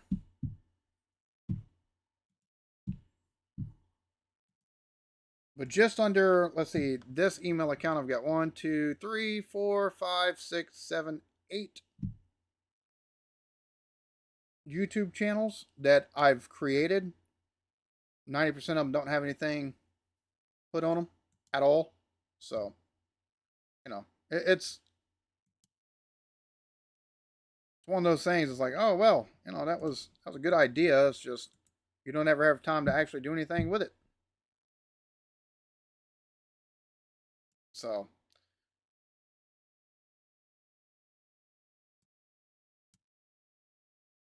like one of the things that Daniel Arias does that I actually like that idea is he puts out he does AI music, right? Through Suno. Except he just lets it take and create it. He takes and gives it specifics, and it's just stuff so you can have it for background or stuff that you can actually, if you're gaming and you want, copyright free music, he gives people an outlet to take and have that, which I think is a great idea because you take and use it, you can take and get streams taken down and stuff like that. So I actually took and decided to take and do that. I put a channel up for it. I've got 8 songs on DistroKid. Difference is I actually wrote every word that's in the songs that are playing, but I did have Suno create the music and voices around it and everything like that. So, um, and there's a lot of that I could take and do because I enjoy stuff like that. As far as like writing, I've always written poetry, so music is just poetry to music. So I was like, ooh, I like that idea. So I've got a full channel just for that. I've only put three of the 8 songs on it, but all 8 of the songs can be found, if I'm not mistaken, on Spotify. I don't know. I haven't looked because I don't have time to take and follow up on much more than what I take and do for this channel, or just what I do around the damn house and with the kids and stuff like that. So,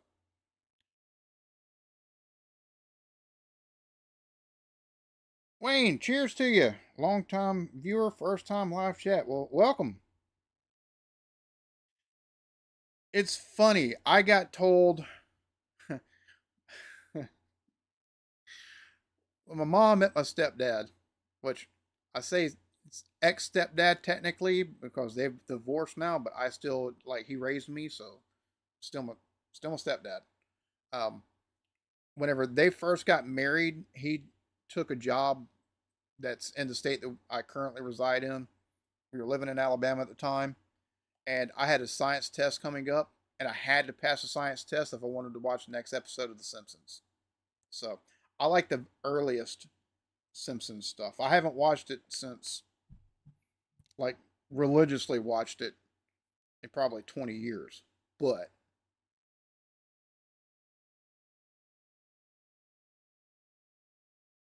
more exciting sport to you, American football or rugby? I don't know if this is going to hurt your feelings, but American football. Like, I enjoy watching rugby. There's no two ways about it. But American football is because of what I grew up on. Now, if you were to take and ask me to say anything about American football or Australian rules football, I'd tell you the Australian, the AFL stuff, or I say Australia, AFL league or the AFL. If you were to ask me about that, like AFL, 100%. Have a good one, Twisted. Thanks for stopping in, man. Much appreciated. And also, Grapple, thanks for stopping in. If your dog, get that dog his walk.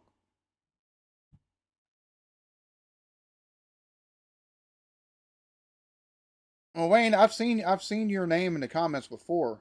I mean, I try to remember as much as possible, especially people that comment more than 2 or 3 times within the comment section. I try to remember people like Pete R. Pete R. is somebody who's for like 6 years since I've started doing this. Favorite American comedy of all time? Ooh, probably Blazing Saddles.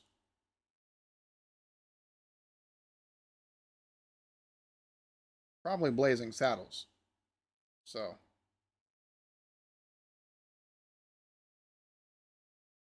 yeah, Sam, I know baseball was created from rounders and cricket. Baseball seems to be a little bit more refined, at least from what I've read up about rounders. Refined um, than rounders, but not as refined or possibly even rule heavy as cricket. So,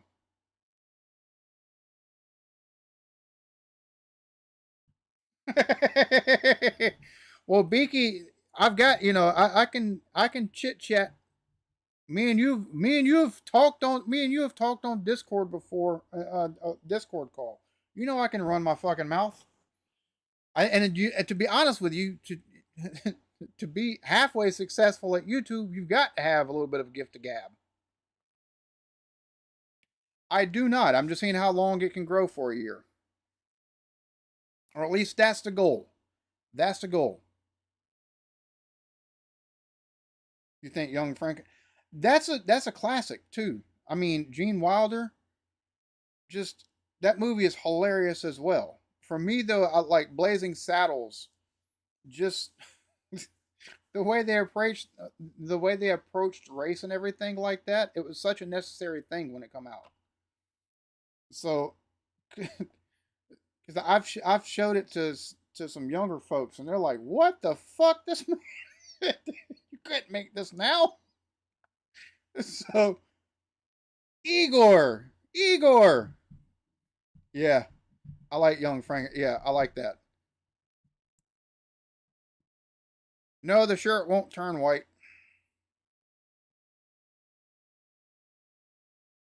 I've got some shirts, which real quick, I've got to show y'all this shirt, and I forgot I was wearing it, and I went out to the store. I had somebody behind me just bust out laughing.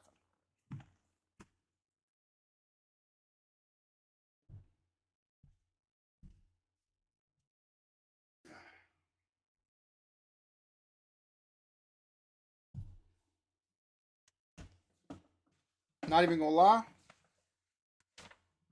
I bought this shirt off an advertisement from the TikTok shop. I bought two shirts.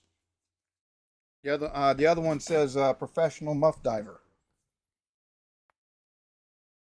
So this, I don't know if you can read it or how well. I need to watch this thing. I don't know how well y'all can read that. I eat coochie for pleasure, and it's got the Cookie Monster on it. I've seen this and absolutely like oh my god. I was like, got to have it. But I find stuff like that hilarious. Have a good one, Allie. Thanks for stopping in.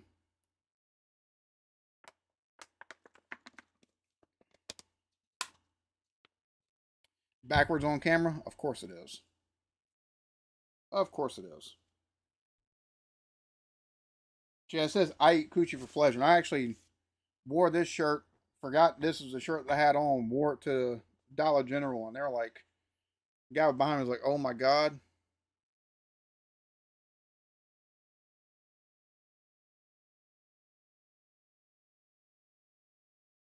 Liver Run Police?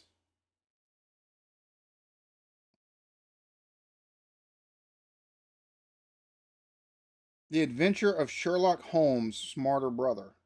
What? I've never heard of that.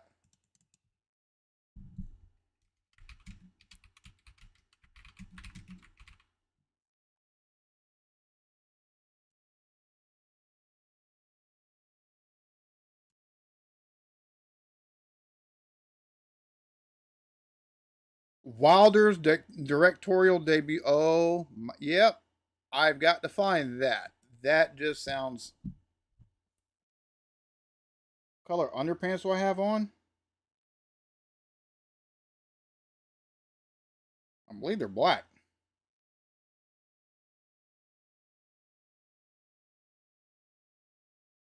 Cheers to you, Man- Manotha music tributes. Cheers to you. Yeah, exactly, Wayne. Clean ones. No, I don't know what it is. Like, I don't know if it's because of. Let's see.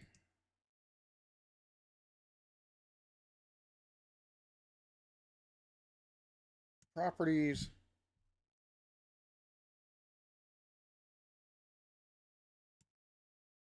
I don't understand why it's flipped like that.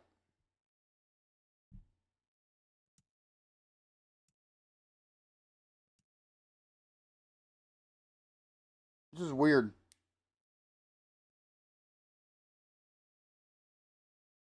Have not checked out anything from Goodies, from the Goodie, from that show. Adam Sandler is not. Oh my god, that's. I'm sorry. I have to question your taste in comedy. Like Adam Sandler's hilarious. He's absolutely hysterical. And the funny thing is for me at least, like he hasn't really changed a whole lot, which you don't see a lot of times in Hollywood because they try to take and make movies that cater to the the audiences and what they like at the moment. He doesn't give a shit. I love the fact that I still need to watch it, but Happy Gilmore too. One of my his his first comedy album. Some of the skits on there, like um with the goat, just I love me some Adam Sandler.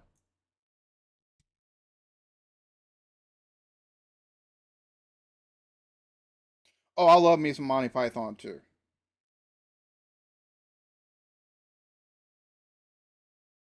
I actually have a reaction to Life of Brian, if I'm not mistaken, on my Patreon.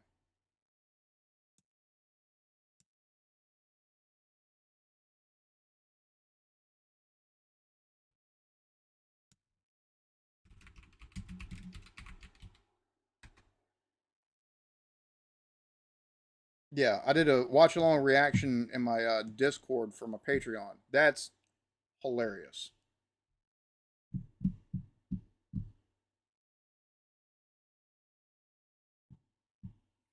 Happy Gilmore, Big Daddy. That Big Daddy is like, oh my god, is that the guy with the wrinkly balls? That shit. Oh my god.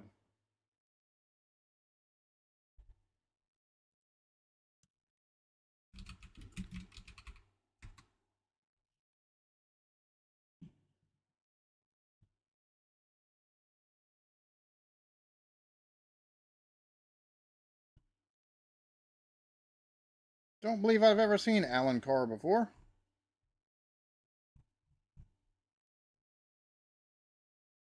Huh. Roast Americans. Well, I've seen him on, what is that? Yeah, 8 out of 10 cats. Billy Connolly is absolutely hysterical. I don't see, for me, all right, so here's the thing for me, right? I see a lot of people label stuff best this, best that, like best band in the world or best comedian or best movie. And it's like, oh, best is subjective. I absolutely agree, though, that Billy Connolly is one of the best to ever do it. Like, dude is hysterical. The stories he tells and the laughs that he can get. Like, you don't see a lot of comedians telling stories in the same manner that he does these days. You just, at least not to take into to the effect that he does.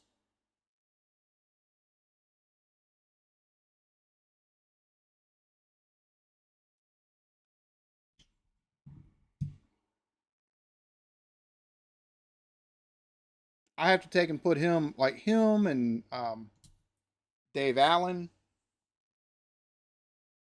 two of the best that I've seen, two of the best that I've ever taken and seen do comedy since I've started reacting. Like I grew up taking and watching or listening to folks like Jerry Clower, Jeff Foxworthy, Bill Engvall, and then as I got older, people like Richard Pryor and Eddie Murphy and Rodney Carrington, and you got Dave Chappelle and Bill Burr is absolutely hysterical. Uh, I love Jimmy Carr. Jimmy Carr he is a hoot as well. Um, but there's so many really good comedians out there.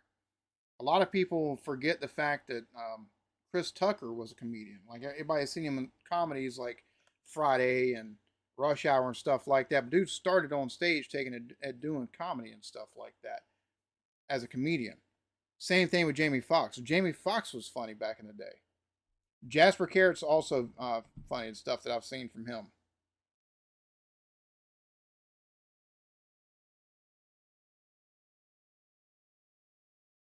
So, like for me, that's I always take and find it funny taking and watching videos or seeing comments uh, on bands and stuff like that. Oh, Led Zeppelin, they're the best band, or oh, the Beatles are all, and I'm like, bro, like there's so many. How do you take and like it's a little bit different from like let's say over here like I say over here, but basketball like the argument now or the conversation being, oh, who's the best basketball player ever? Oh, it has to be Wilt Chamberlain. He scored 100 points in a game. He was also playing against dudes that were average 5'9", 6'9" to 6 foot tall. He's like 6'11". he's going to score 100 points a game. And they were all white. So, I'm not saying those fellas didn't have talent, but just saying, when you're that tall, you're a little bit more athletic, you're going to take and dominate. But you've got the whole LeBron and Jordan debate. And it's like, bruh, at that point, who's had the most impact? And it's kind of hard. It's kind of the same way with, I think, comedians and musicians and stuff like that.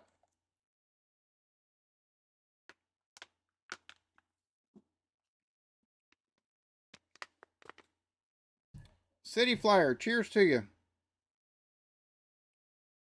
I'm guessing you meant to say you hate AI with a passion?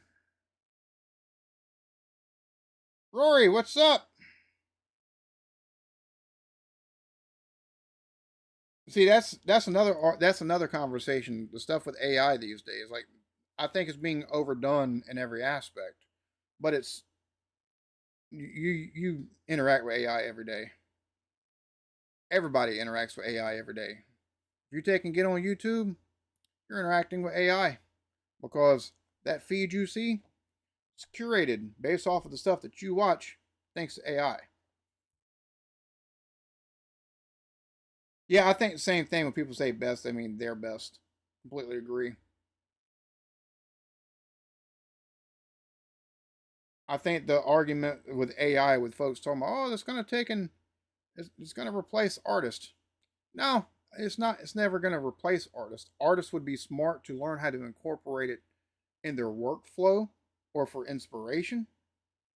But no, it won't. Like, there's going to be some for the convenience of price on certain projects and stuff like that. Where they'll use AI, but it'll never actually replace artists. Same thing with music.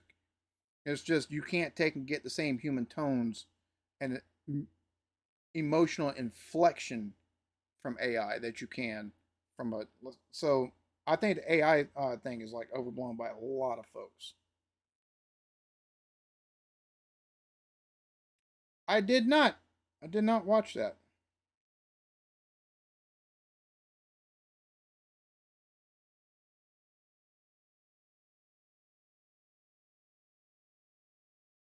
AI has been on the internet a lot longer than a year ago. A lot longer than a year ago. Half the stuff that, if you've listened to Spotify for any length of time, or you've been on YouTube for any length of time, or you're Netflix for any length of time, AI has been around for a lot longer than a year. It's just now that generative AI, people with actual talent on prompting and shaping and actually using their ability at art taken put into an AI program to make some videos and stuff like that, like with the Sasquatch and stuff. Like it's not just, trust me, there AI has been around a lot longer than a year.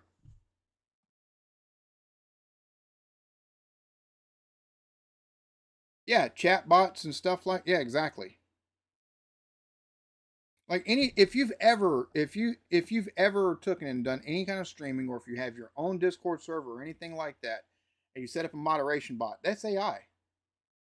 It's just now it's available to the general masses for use in ways that um, we really haven't had access to because it's still iterating so much.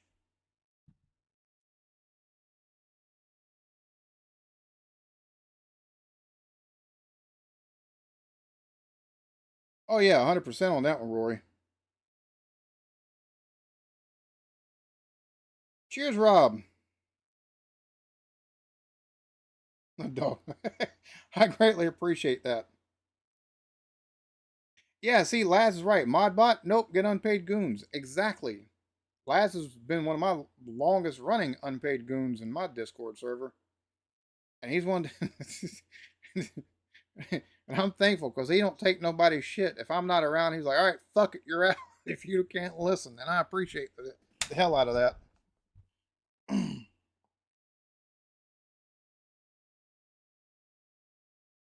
But see, Rolling Stone, the thing is, everybody has opinions. And in your opinion, comedy is done badly with stuff like Mrs. Brown Boys and Police Academy. I enjoyed the first. I believe there's like 7 or 8 police academies by the time it was all said and done. The first two I completely enjoyed. After that, kind of jumped the shark, but or at least it was done a lot more bad. And Miss Brown's boys, I've seen a lot of people not like it. I've seen a lot of people that absolutely enjoy it and have repeatedly requested me to take and react to it. So my first job. Now, do you want first official job, or I had like taxes taken out, or just in general? Because my first job in general was working for my uncle Ellis, who run a.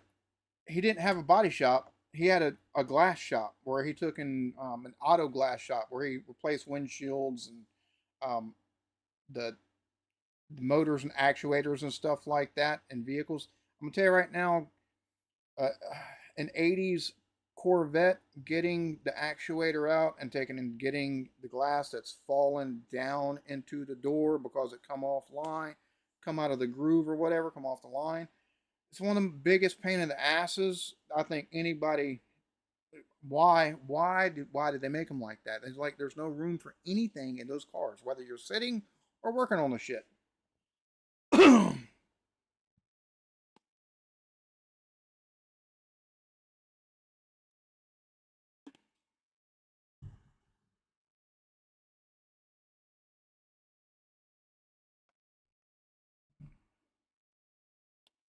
How long have I had a beard? Well, this latest iteration I haven't done anything with other than trim this since December of this past year. But I started growing beards out after I got out the Coast Guard. So since about the age of 20.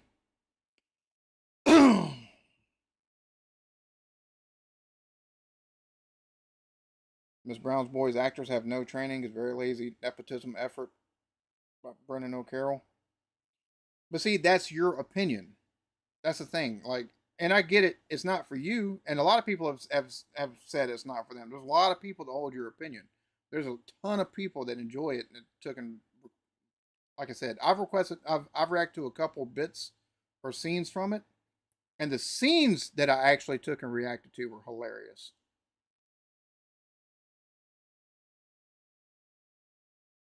First official job was 1994 from McDonald's. My first official job was a nepotism job. My stepdad owned a HVAC company, and I took and worked as a helper for the installers. Actually, no. Before I did that, I took and was a helper for his service technician. The first job outside of that was working for a local grocery store. Person who owned a grocery store, IGA, International Grocers Association. I worked for IGA in the town over. So, how long was I in the U.S. Coast Guard? Right at 2 years. I'll be honest with you, the Coast Guard is one of my biggest regrets because I was young when I joined. I was absolutely fucking stupid and got married. And I married a fucking drama queen. So I was so distracted because of the stuff via the wife that I did a shit job my last 6 months and got out way earlier than I should have, and I've regretted it ever since. So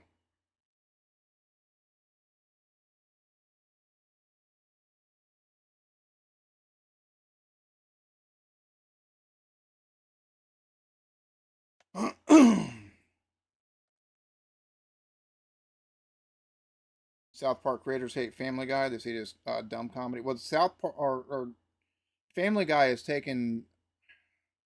I like South Park. I like South Park, and I like Family Guy. I don't watch a whole lot of South Park, but like I enjoy the humor in it. I love the satirization that they take and do in American society and stuff like that. Um, but Family Guy has taken from everyone. I get it. And I think Family Guy is funny. Like the first season of Family Guy, oh my god, the first season of Family Guy was absolute comedy gold. Are the American Coast Guard boats similar to the UK's RNLI boats? We've got some like that. Like, if I'm not mistaken, y'all mostly have those.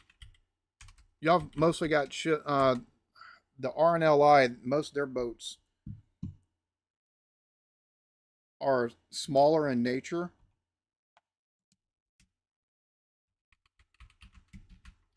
Let's see. I'm having to take a look up now. Their largest boat. Yeah, see, their largest boat's 56 foot, and it looks like the boats that we have for pretty much rescue around the coastline and stuff like that. Um, but they've got 100 foot cutters, and the largest ones are 350-foot cutters. So, and those taking the 100-foot ones, they take and go out.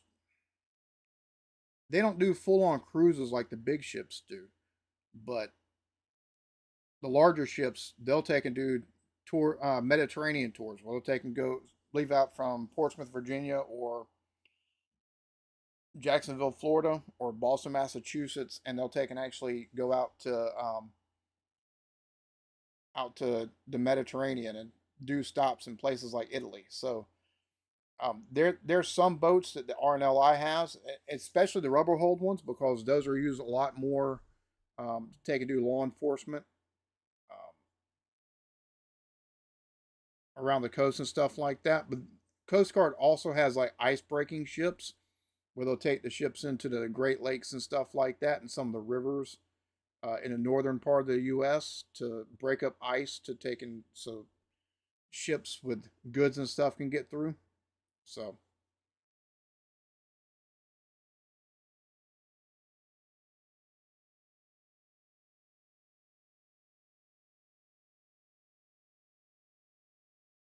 saving lives at sea.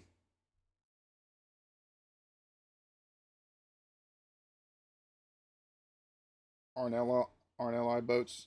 Yeah, the rehabs that they took and shown can right themselves if capsize. I noticed that. So, all right, Laz, appreciate you stopping in. Which actually, it's getting to be 2 o'clock, so we've been live for 2 hours. I did not expect to take and go this damn long. Um,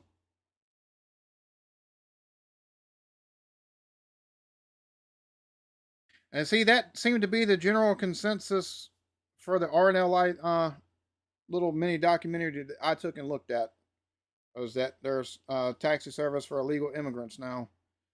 See, that's part of that whole stuff that's going on over there that I just haven't pushed too far into because, like I said, I don't live there, so I don't know the extent of the situation. I don't know both sides of the conversation like I do over here as far as immigration is concerned, illegal immigration is concerned. Because I experienced that with the Coast Guard, having to take people that were trying to float from Haiti to the U.S. and trying to float over from Cuba from the U.S. and actually have to take and return them, or working with folks that were on forged documents and on like their seventh freaking identity. So I don't know y'all's situation over there in its entirety. I know some of it. That's something I just haven't wanted to step into because I don't live there. I don't feel I have the right to take and speak on anything like that. So,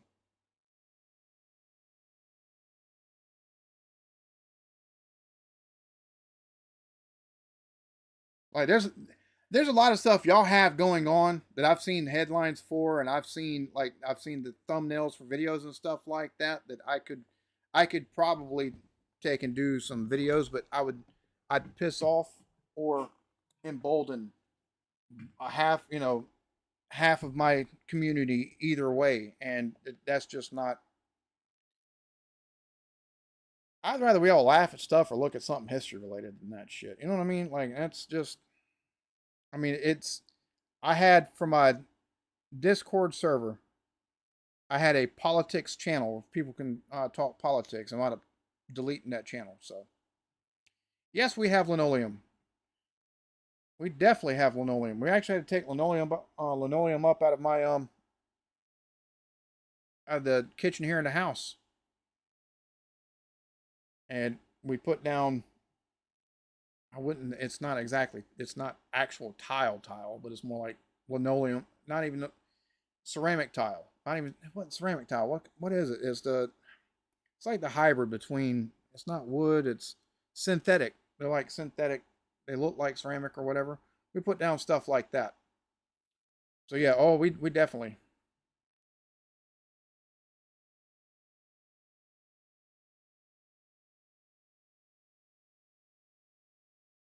Well, see, Eugene. The thing is, like, that's again. That's the reason why I don't get into anything, because you're making an assumption by saying you would be offended by what I had to say about illegals, because you totally back. Oh, okay, you wouldn't.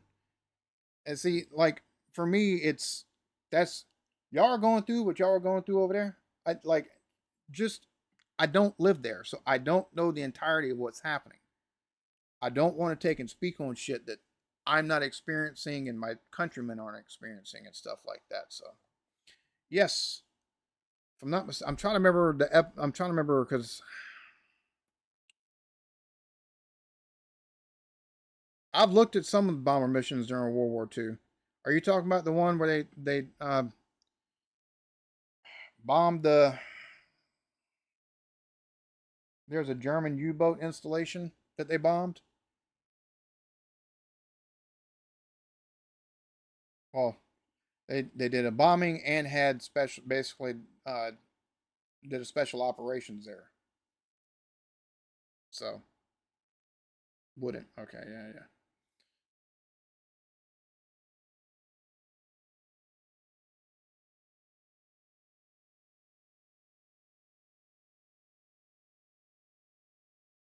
yeah. Yeah. Yep. I've looked at that on the channel. Like I said, there's a ton of stuff I've covered on this channel. Um,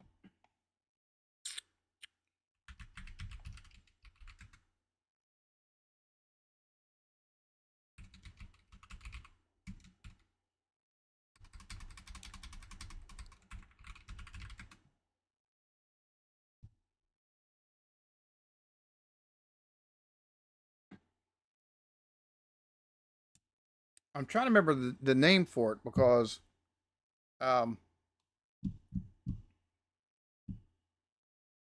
HMS Hood. I have not. Yeah, I've looked at that too.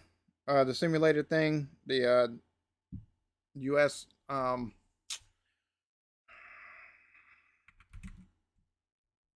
let me.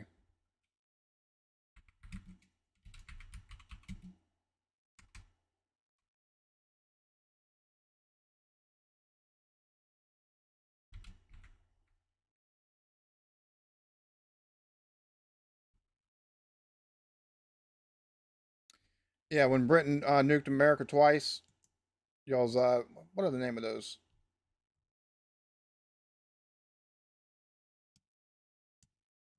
I'm trying to remember the name of those big bombers y'all have got, but yeah, I've reacted. I reacted to that. Shoot, that was.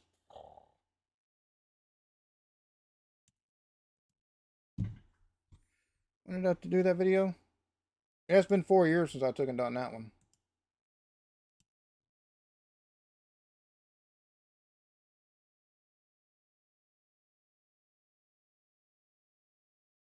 Yeah, the Vulcan bombers. That's it. The Vulcan. That's what I'm thinking about, bro. My head sometimes so bad.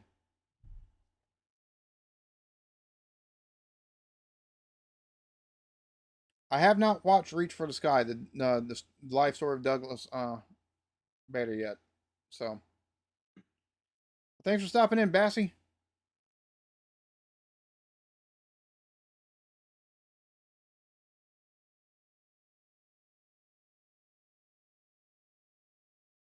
The Met. I have to see if I can't get access to it. Yeah, there's a lot. Like I said, there's a lot of stuff I've covered on this channel over the years. Like that's one of the things that um Like I know there's a lot of folks that were subscribed at one point in time that probably that either they don't comment or whatever, but there's a whole lot of folks that in probably the last year or so that have taken and actually subscribed and um, have asked stuff like that or made recommendations, and I've taken put links and stuff like that because that was something that I think I'd been doing this for about 2 years already. There you go. For the ones that want to see that, the Vulcan.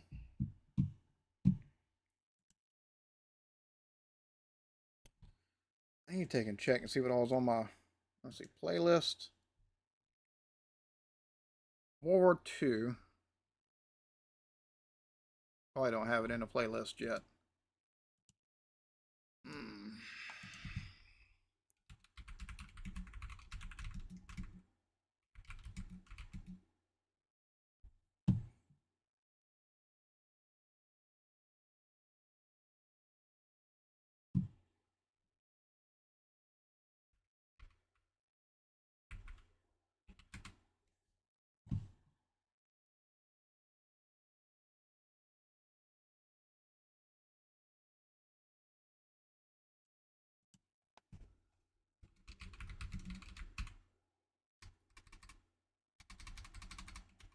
So I'm trying to find the video. That's the thing. I'm trying to find the video on the one to sync the mega ship.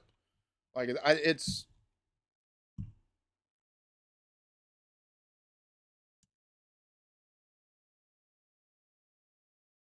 yeah, the greatest the commando raid at Saint Nazaire.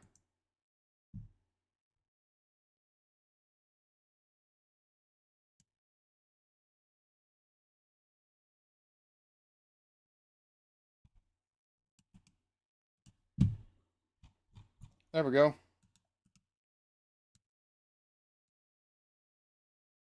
Have I reacted to Warhammer 40k? Yes, I've reacted to.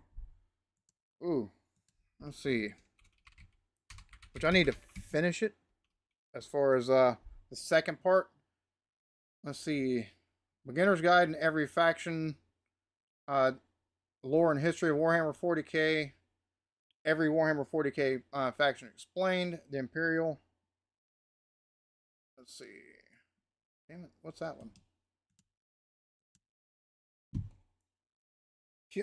Humans. Human factions. Okay. And then Sisters of Silence with Lazy Mini Painting. And then also.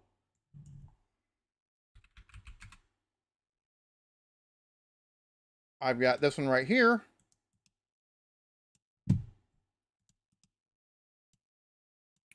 Where I actually reacted to all of the Space Marine legions and did building painting of and it's a hybrid reaction. So you see actual reaction to me learning about the Space Marine legions, and there's a three mini thing that I actually took and bought of Space Marines, put those together, painted those, and then you see both of that in there. So reacting to 40k music. Here's the thing. It's gonna have to be like something that's not associated directly with Warhammer. Like it can't be from Warhammer or Wargaming Studios or whatever itself. They're very particular on stuff. Now I will say this: like I've also reacted to Astartes, and I probably just said that wrong. Yeah, the Astartes project. I did the full edit reaction to that. So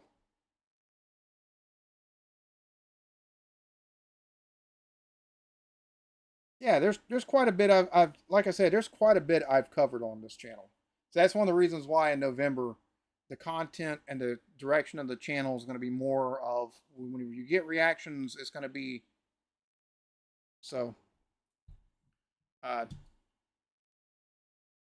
still going to do reactions, but they're going to be a little bit more in depth as far as how I'm going to take and go about it. Okay, yeah.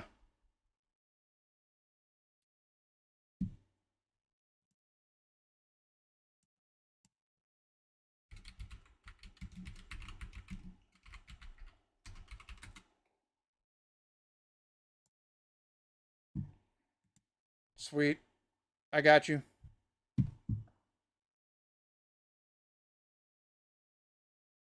Every tree in the neighborhood inspected and still here. Yep, still here. So yeah, that's again the fact that I have covered so much is the reason why I started in November. Things are going to be looking different. Like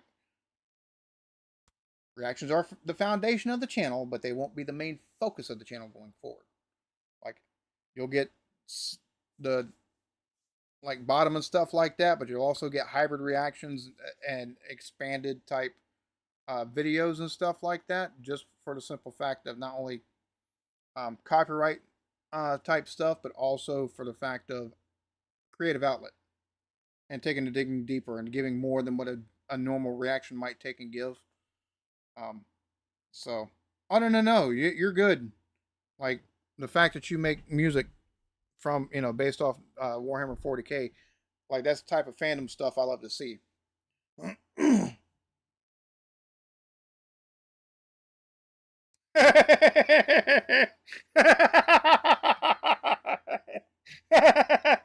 Sam, naughty. That's funny. British Channel 4 TV comedy series Balls of Steel. I have to look that up at some point in time. Maybe that'll be once I start doing the kick streams of TV shows. Maybe that'll be one that's the series further down the line we'll look at. Time lapse sketchbook. Cheers to you. Thanks for stopping in.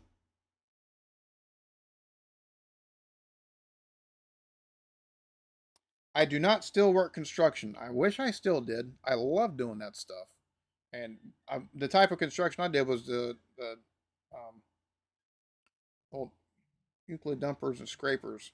I don't believe I've seen any of those, but yeah, doing road construction, that sounds like exactly something I'd have seen too. But yeah, I actually miss doing that. I miss being on equipment and the camaraderie on a job site.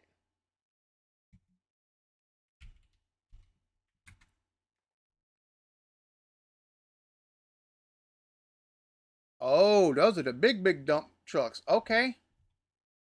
All right. I had to take a look and see what a Euclid. All right, what's a scraper? Oh, okay. So that looks like what we did a milling and stuff like that with. Or no, that looks like what the machines where they take and pick up the dirt to take and okay, or what you can actually put some dirt in to actually if you need to put down hard pan and stuff like that. Oh, okay.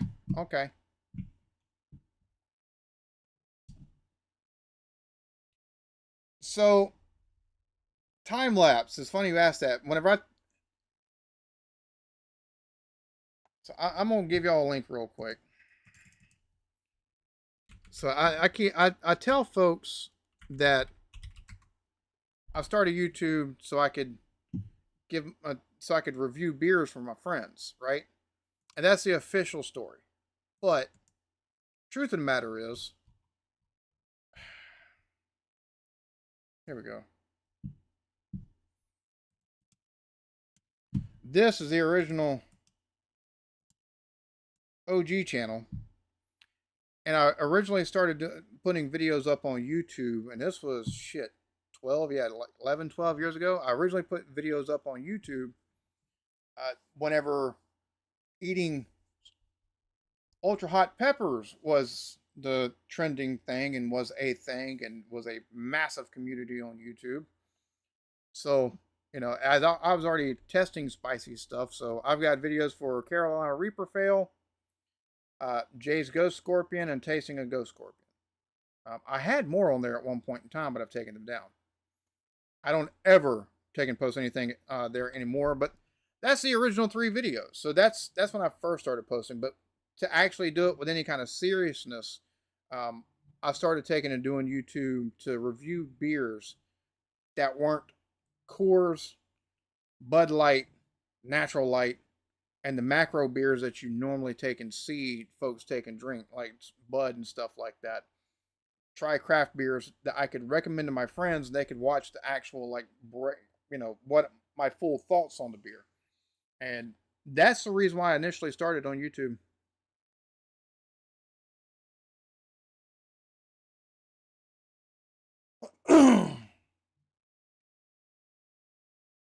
Yeah, no beard. Trump represents half of the country. Half of the country voted for him. So his policy, as far as trying to take and make sure Americans, more of our money don't go to foreign entities, and we're not taking and policing the entire world and securing our borders. That's mainly why he was elected, because a lot of people, the money and everything that was being put towards the war in Ukraine, it's not very popular here in the U.S. So, now as far as him as a person, no, he does not represent the U.S. what the fuck so ever. Like, that's, oh, Jesus Christ. Phil, I didn't say no more fucking reactions. Don't put words in my mouth. Where the fuck did I say no more reactions? See, you gotta, Phil, how come you do that? Every time you come on my shit, you gotta say something smart. You like getting a rise out of me, don't you? I never said no more reactions. They're not gonna be the entirety of the content. Everything that I will be doing will be based off of stuff that we've looked at on the channel, though. So there's that.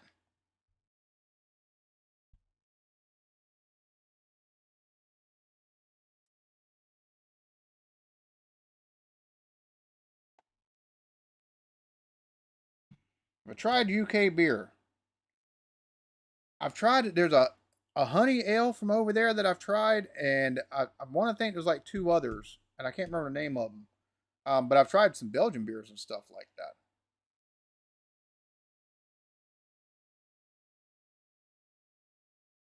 that. See, that's the thing with Phil. Like, I like Phil. All he gives me a hard time. Phil is one of the people that comes through and he gives me shit. A lot of times if I need it. Sometimes I think it's just to get a rise out of me, though. I got nothing against Phil.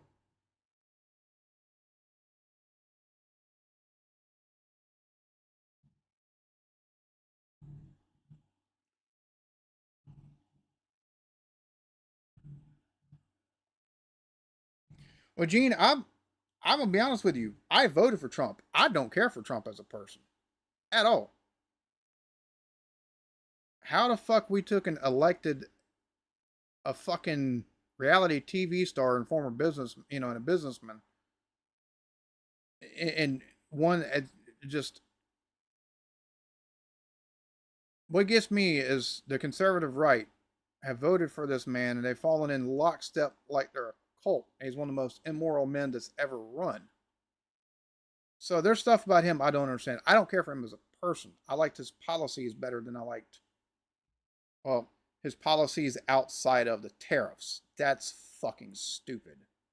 But securing the border and stuff like that, like we've been needed to take and do that. Taking and putting American workers first, we've been needed to take and do that. Putting American people first and taking and stopping and sending money to people who don't fucking like us and letting them like us for free. We've been needed to take and do that shit. Like, there's stuff he's done that I can agree with. I just don't like him.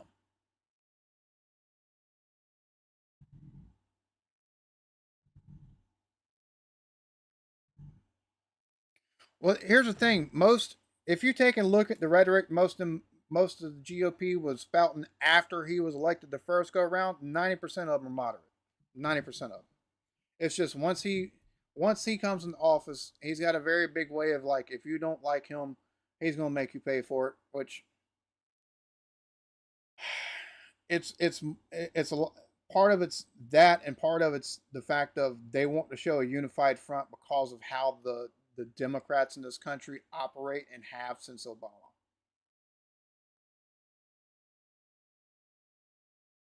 Like, the people that are moderates on both sides, I think, feel kind of abandoned at this point.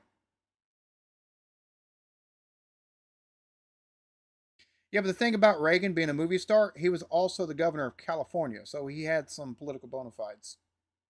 So it was a little bit different.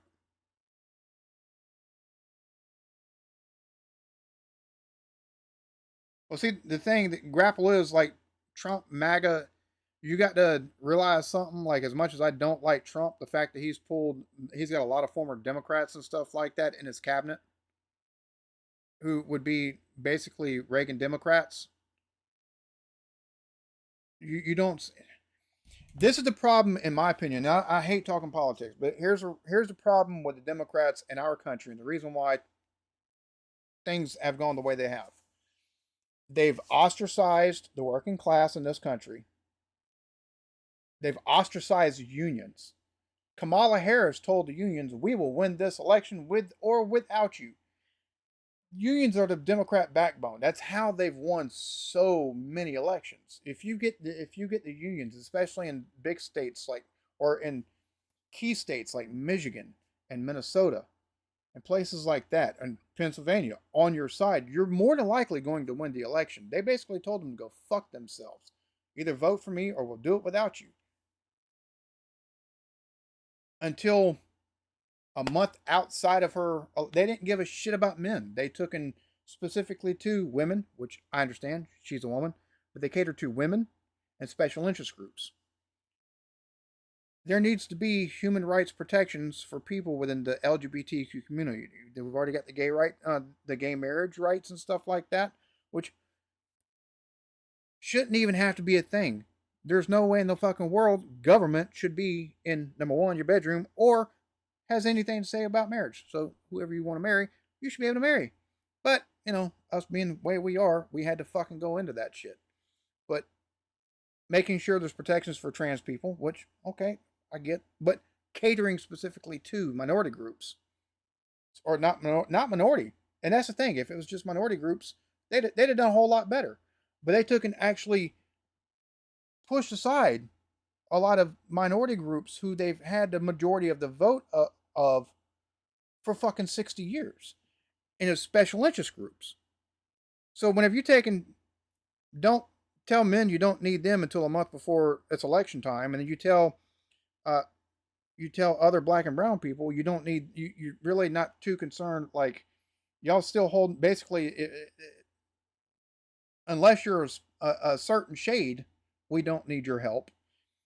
And you go, all right, working man, we'll win with or without you. And then you take and focus strictly on special interest groups. It's not a recipe for success. And the thing is, they isolated and they took and ostracized and left behind so many that are centrists within their party and moderates that people felt they had no choice but to either abstain from the election itself or vote for Trump. That's the entirety of the reason why that Trump won. That.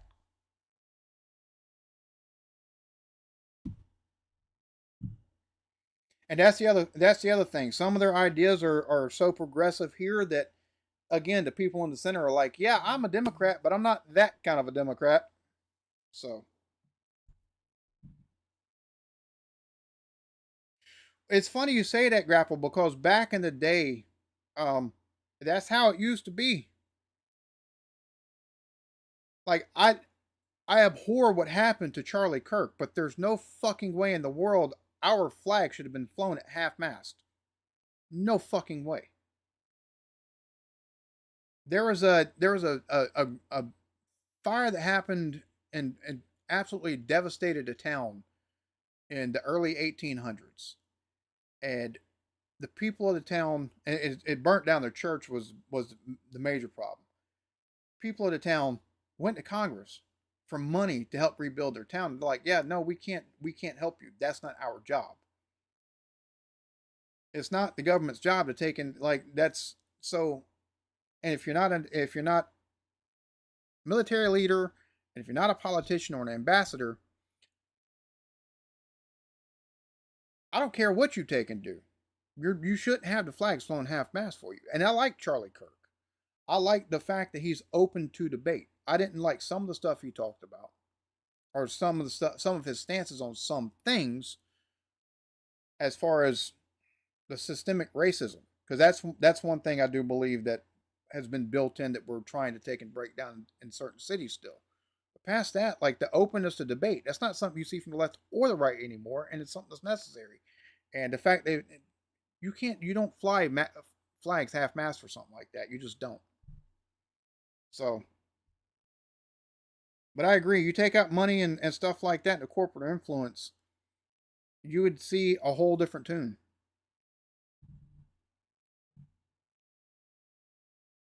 The only true politics is whenever a parrot swallows a watch. That's hilarious. Trump just wants a Technicolor dream coat.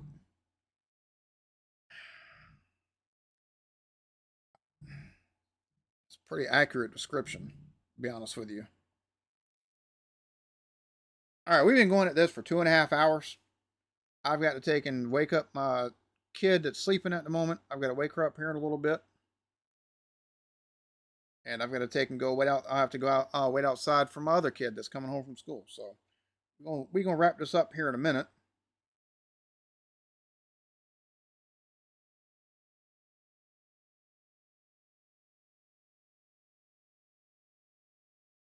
Has the war in Portland ended yet? I don't know. Portland's been at war with itself for the last 10 fucking years. I don't know.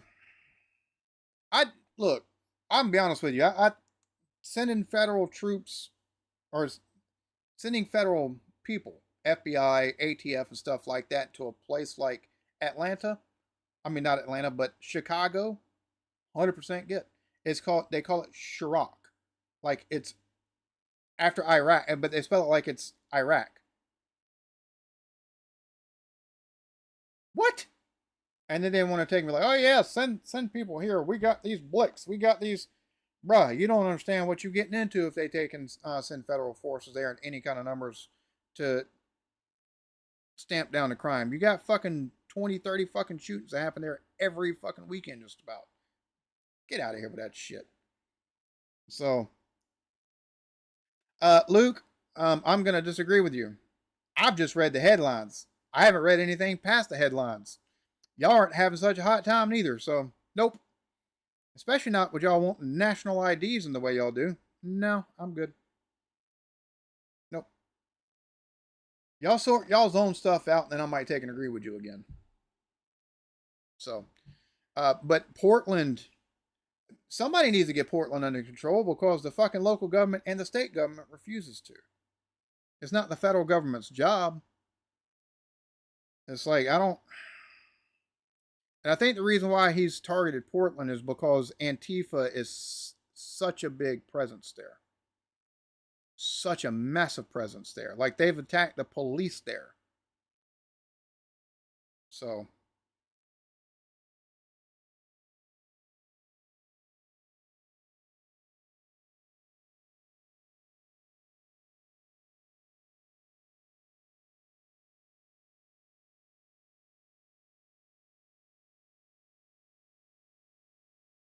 Story of three little pigs in the U.S. Have you seem to lose whole communities every time there's a natural disaster due to building wooden houses? I don't give a shit if you build it out of steel. Goddamn, you're not. When the wind's at 200 miles an hour, it's kind of hard to take and keep a motherfucker standing.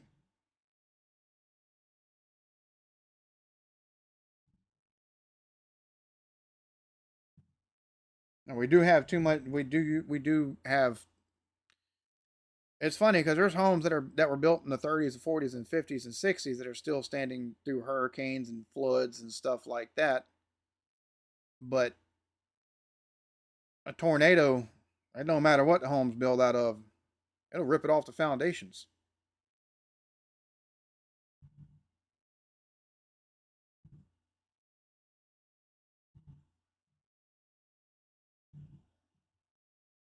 Luke, I love and appreciate everybody that's in my community, you included. Like, and the thing is, like, I think a lot of people don't understand. Like, there's, it's like you're not allowed to disagree on shit no more, man. I just don't. I don't understand that whole thing. Need more escalators and teleprompters. I don't know. With the escalators, you would think they were trying to take and assassinate his ass. Nobody likes Trump more than Trump. That's for damn sure.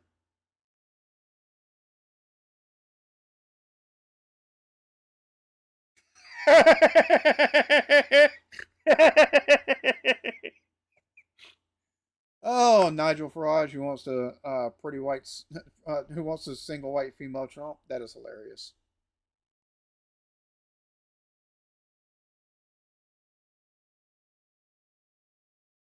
Lord have mercy.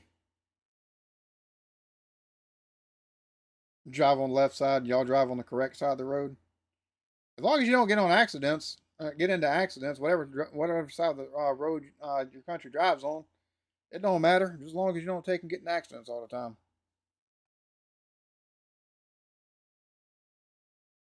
That's the thing. Being open minded and being, even if you don't take and agree with someone's takes on something or you don't agree with someone's opinion, like there's no reason to. I don't understand this whole shouting down people because they don't agree with you or don't line up with you politically. I think that's so counterintuitive. It's counterproductive. I think the whole one of the things that's been going on for the last 10, 12 years that's absolutely driven me crazy is the functionality of people to go, that's racist, you're a bigot, or you're a Nazi, or you're a fucking liberal. Like demonizing through words because someone holds a different political ideology or just a different opinion on something societal than you. To me, that doesn't make a whole lot of sense because then you take out the legs out from underneath of understanding where they're coming from or why they hold the opinion they hold. I've never understood that. Society used to be the ability to take and exchange ideas, even if we disagree, the ability to politely, even if passionately disagree with each other. You still take and go for a beer afterwards. Now you can't seem to do that because either they want to take and shoot you or they want to take and hit you over the head with a fucking bike lock.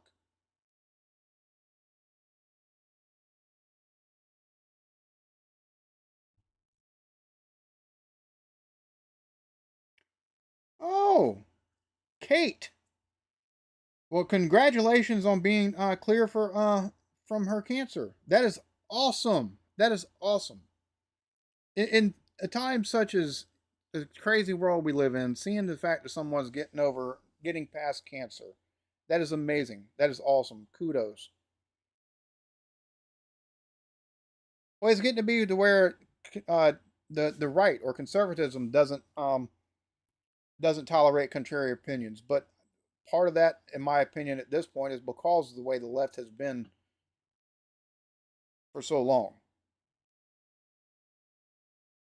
So, like, it's a direct reaction to the fact of everybody taking and being bigots or Nazis or Hitler sympathizers or fascist.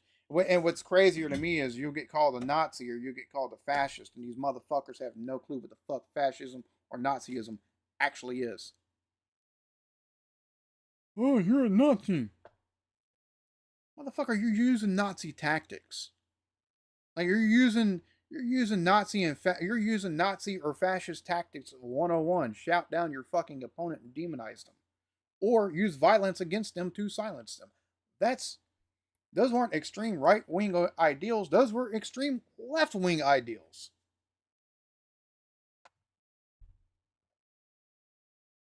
Last time I checked, eugenics, which is what Nazis practiced, it's not a right wing idea. It's left wing. Just look at, and if you disagree with that, Margaret Sanger is a perfect example of that. The fact that, oh, we got to take and hold on to abortion. Which if you're for abortion, I have no problem with you. That's on you. But it stems from eugenics. So there's that.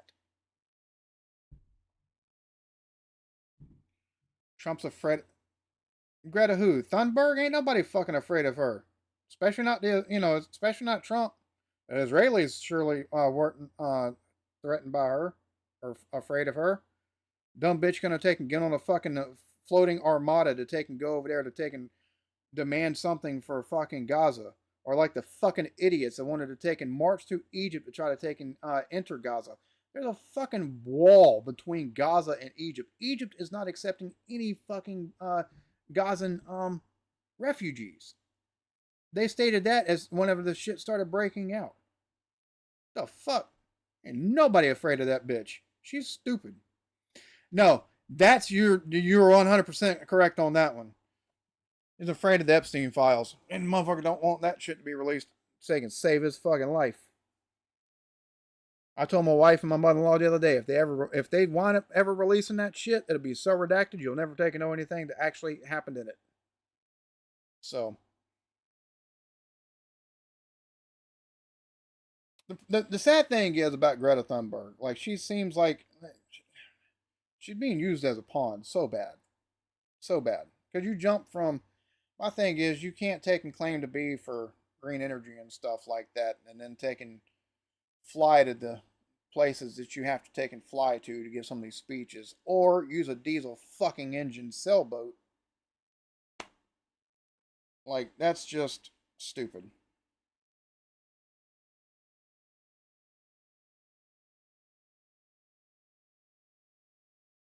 Yeah, exactly. The other thing to me is there's so many people that support communism at this point. It's like that, or the fact that they'll take and point to places like Sweden or Germany where socialism has worked, and it's like you do realize having a strong social program doesn't give you socialism, because under socialism you're not going to have a free market. Also, you're not going to have private enterprise, because under socialism the state by definition is the people that it speaks of that owns the means of production. Same thing in communism.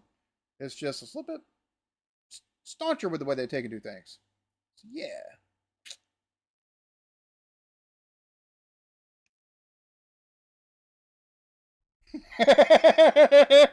Oh, Rory.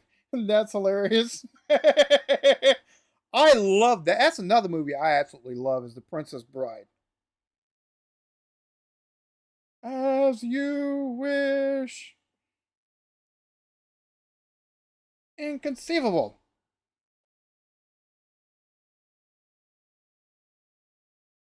All right, so I understand you don't like Trump, but stop with dumb takes. Like seriously, if you're gonna take and talk, at least be halfway intelligent with it. Like I don't mind. I don't like talking politics, but I also hate seeing really bad takes on politics.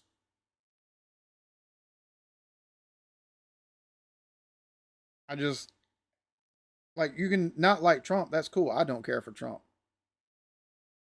but this stream isn't to Trump bash. So you know, it's like all right.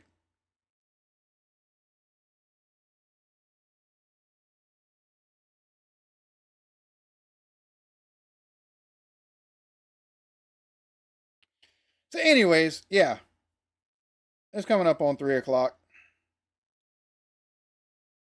All good, man. All good. And like I said, I get it. Like I don't care for Trump personally. I don't care for his personality and the way he handles himself.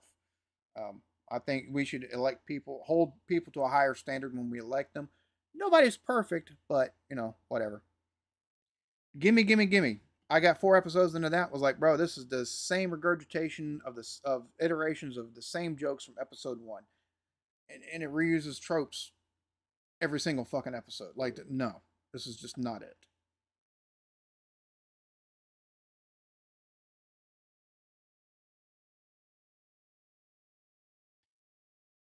Uh,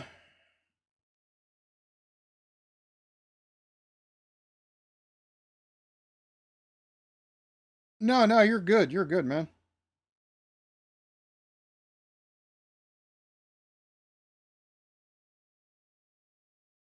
15 pop up adverts. Was I still on screen when the adverts took and popped up?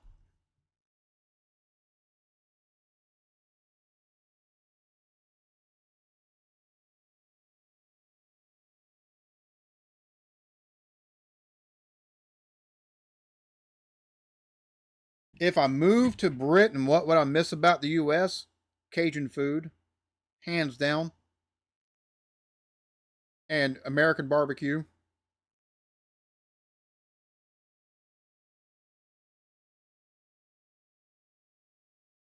and probably tacos, like authentic Mexican tacos and Mexican food. Like, I'm sorry, like, I'm on like the cooking stuff. I'm gonna take and do. I'm gonna be trying some of y'all stuff, and I'm gonna try to take and maybe find a restaurant around here that has like maybe somebody that's food from England or something that tries to take and make, English type stuff. But I'll put Cajun food and American barbecue against any any cultural food in the world. Any. So that being said, all of that being said, I appreciate everybody that stopped in. Appreciate you for hanging out. And yeah, we'll take and do this. If it's not next week, it'll be the week after when I take and do another. I might take and just do one on my birthday, do a birthday stream. But yeah, thanks for stopping in. Thanks for the conversation. I hope everybody enjoyed it. Y'all be good to each other. Love yourselves. Peace.